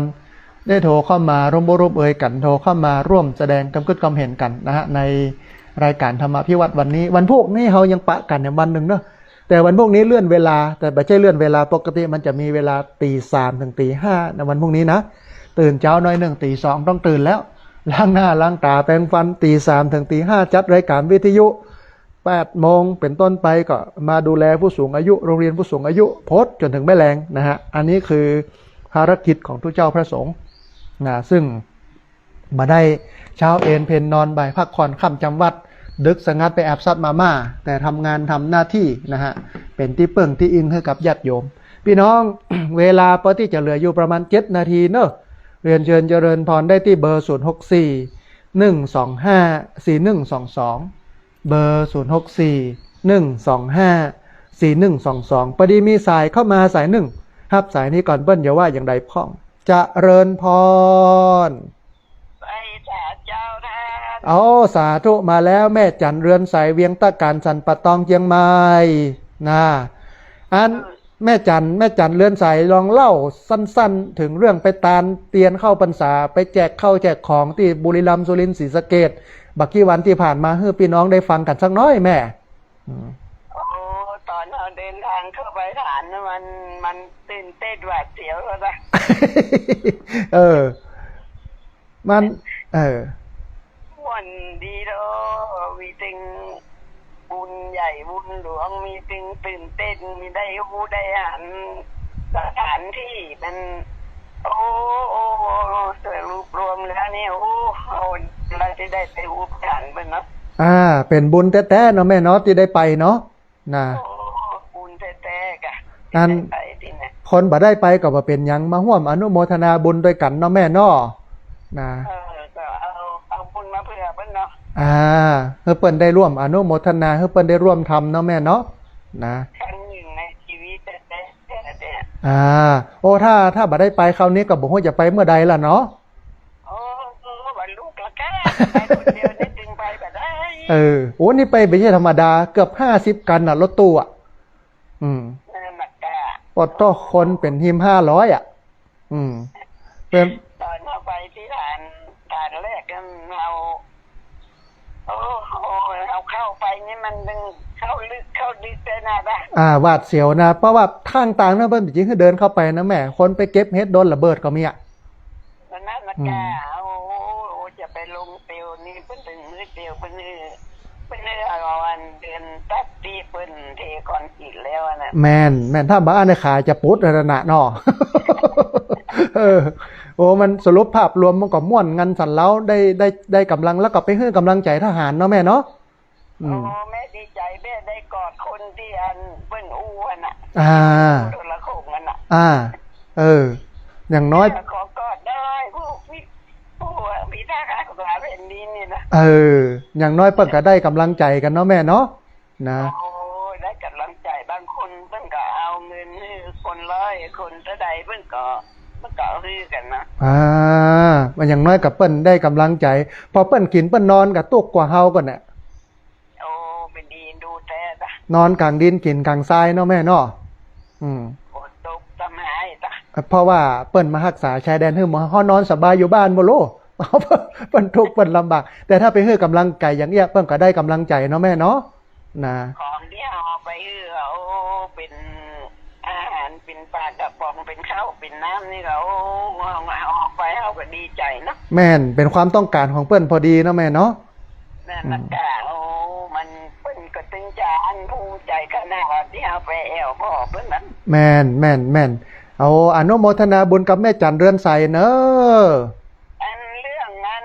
ที่เลี้ยงข้าวโรงเรียนผู้สูงอายุพอไปกินด้วยกันน่าจะม่วนดีจ้ะเนาะแต่ว่าต่อไปมันน่าจะมีงบมาแล้วแม่พ่อเปิ้นประกาศละแต่ว่าช่วงนี้เนี่ยอาจจะโอ้ยเหมือนโยมแม่ว่าคือห่อกันมาเนาะแม่เนาะตอนนี้อบตเพิ่นเลี้ยงเนอะเพิ่นมีงบประมาณโลว่าเป็นอบตขนาดใหญ่ของพระอาจารย์นี่เป็นอบตขนาดเล็กโยมแม่งบเปิ้นน้อย ต่อไปก็จะสบายนะเพิ่งมีงบเรียนให้ก่อนนะ แม่นละเฮาก็จะสบายละอดเอาหน่อยแม่อดเอาหน่อยนะ อนุโมทนาบุญกับแม่เนอะ เจ้าไว้สาเจ้า สาธุ เจ้า เจริญพรนะแม่จันเรือนใสเวียงตาการจันปะตองเชียงใหม่เวลาเลย2 นาทีท่านผู้ฟังเรียนเชิญเจริญพรได้โทรเข้ามารวมบูร่วมเอ่ยกันโทรเข้ามาร่วมแสดงความคิดความเห็นกันมีสายที่โทรเข้ามาแล้วบัดติดโทรเข้ามาแล้วบัดได้รับสายอยู่ที่ประมาณ24สายคนไหนที่โทรมาแล้วบัดติดโทรเข้ามาแล้วบัดได้รับสายก็โทรเข้ามาเนอะที่เบอร์0641254122เบอร์0641254122พอดีมีสายเข้ามาสายหนึ่งรับสายนี้ก่อนเปิ้นจะว่าอย่าได้พ้องนะฮะเจริญพรเจริญพรเจริญพรคุณโยมหายเอาสาธุเจริญพรโยมแม่น้อยกัดนัดเนาะมาท้ายรายการวันนี้ขออภัยโยมแม่มีเวลาน้อยเดียวเนาะนะเลยบ่ได้โยมแม่บ่ได้หมดเวลาพอดี เดี๋ยววันพรุ่งนี้โทรเข้ามาเนอะแม่เนอะสาธุแม่น้อยกัดนัดปกติเพิ่นจะเอาข้าวห่ำกำเครือม้วนๆนะฮะมาให้หมู่เฮาได้ฟังนะฮะเวลาเหลือประมาณ1 นาทีเรียนเชิญเจริญพรท่านผู้ฟังที่เบอร์0641254122เบอร์0641254122พอดีมีสายเข้ามาสายหนึ่งรับสายนี้ก่อนเพิ่นจะว่าอย่าได้พ้องเจริญพรจะไม่สาเจ้าพระอาจารย์ สาธุโยมแม่สัญญาณเป็นได้พ้อง ชัดเจนดีเจ้า แม่เทียนแก้วหนองยางห้างชัดนอก็ครึ้มแม่มีอ้อยๆมาพ้องแต่ว่าวันนี้การไฟฟ้าเพิ่นจะปล่อยน้ำมาน้อยนึงนะก็จะแม่ก็บอกดีเจ้าดีละแม่ดีละปีนี้มันแรงโยมแม่นะยังได้เกาะรักษาสุขภาพจัดแรกผู้สูงอายุเลยจัดดีแล้วพระอาจารย์แม่ต่อไปนี้ก็คงจะมีโรงเรียนนักขึ้นนะโยมแม่เนาะเจ้าและมีดูแลผู้สูงอายุดีเจ้าจัดดีคนเฒ่าคนแก่ถ้าโยมแม่รีกับทางสุขที่อบตมาได้จะแบบดีโรงเรียนเดี๋ยวต่อไปปั่นมีละก็จะเป็นระบบนักขึ้นเนาะแม่เนาะเจ้าเป็นกำลังใจพระอาจารย์และเจ้าเลยขอพูดแรกเลยได้กำลังใจจันนักโยมแม่อนุโมทนาสาธุเจริญพรเอาละท่านผู้ฟังเวลาของรายการธรรมาภิวัตน์ในวันนี้หมดลงแล้วนะฮะเขาจะปะกันแทมไมเนอร์ในวันพรุ่งนี้8 โมงถึง 9 โมงนะฮะไม่ใช่8 โมงถึง 9 โมงตี 3 ถึงตี 5วันพรุ่งนี้วันอังคารตี 3 ถึงตี 5เขามาปะกันแทมไมวันนี้เอ่ยกันถึงเรื่องโรงเรียนผู้สูงอายุเพื่อรองรับสังคมสูงวัยก็ถือว่าเป็นสิ่งที่ดีนะฮะแล้วก็เขาก็ได้ฮู้ระบบระเบียบอย่างของเปิ้ลมีนักวิชาการหลายคนมาวิเคราะห์วันนี้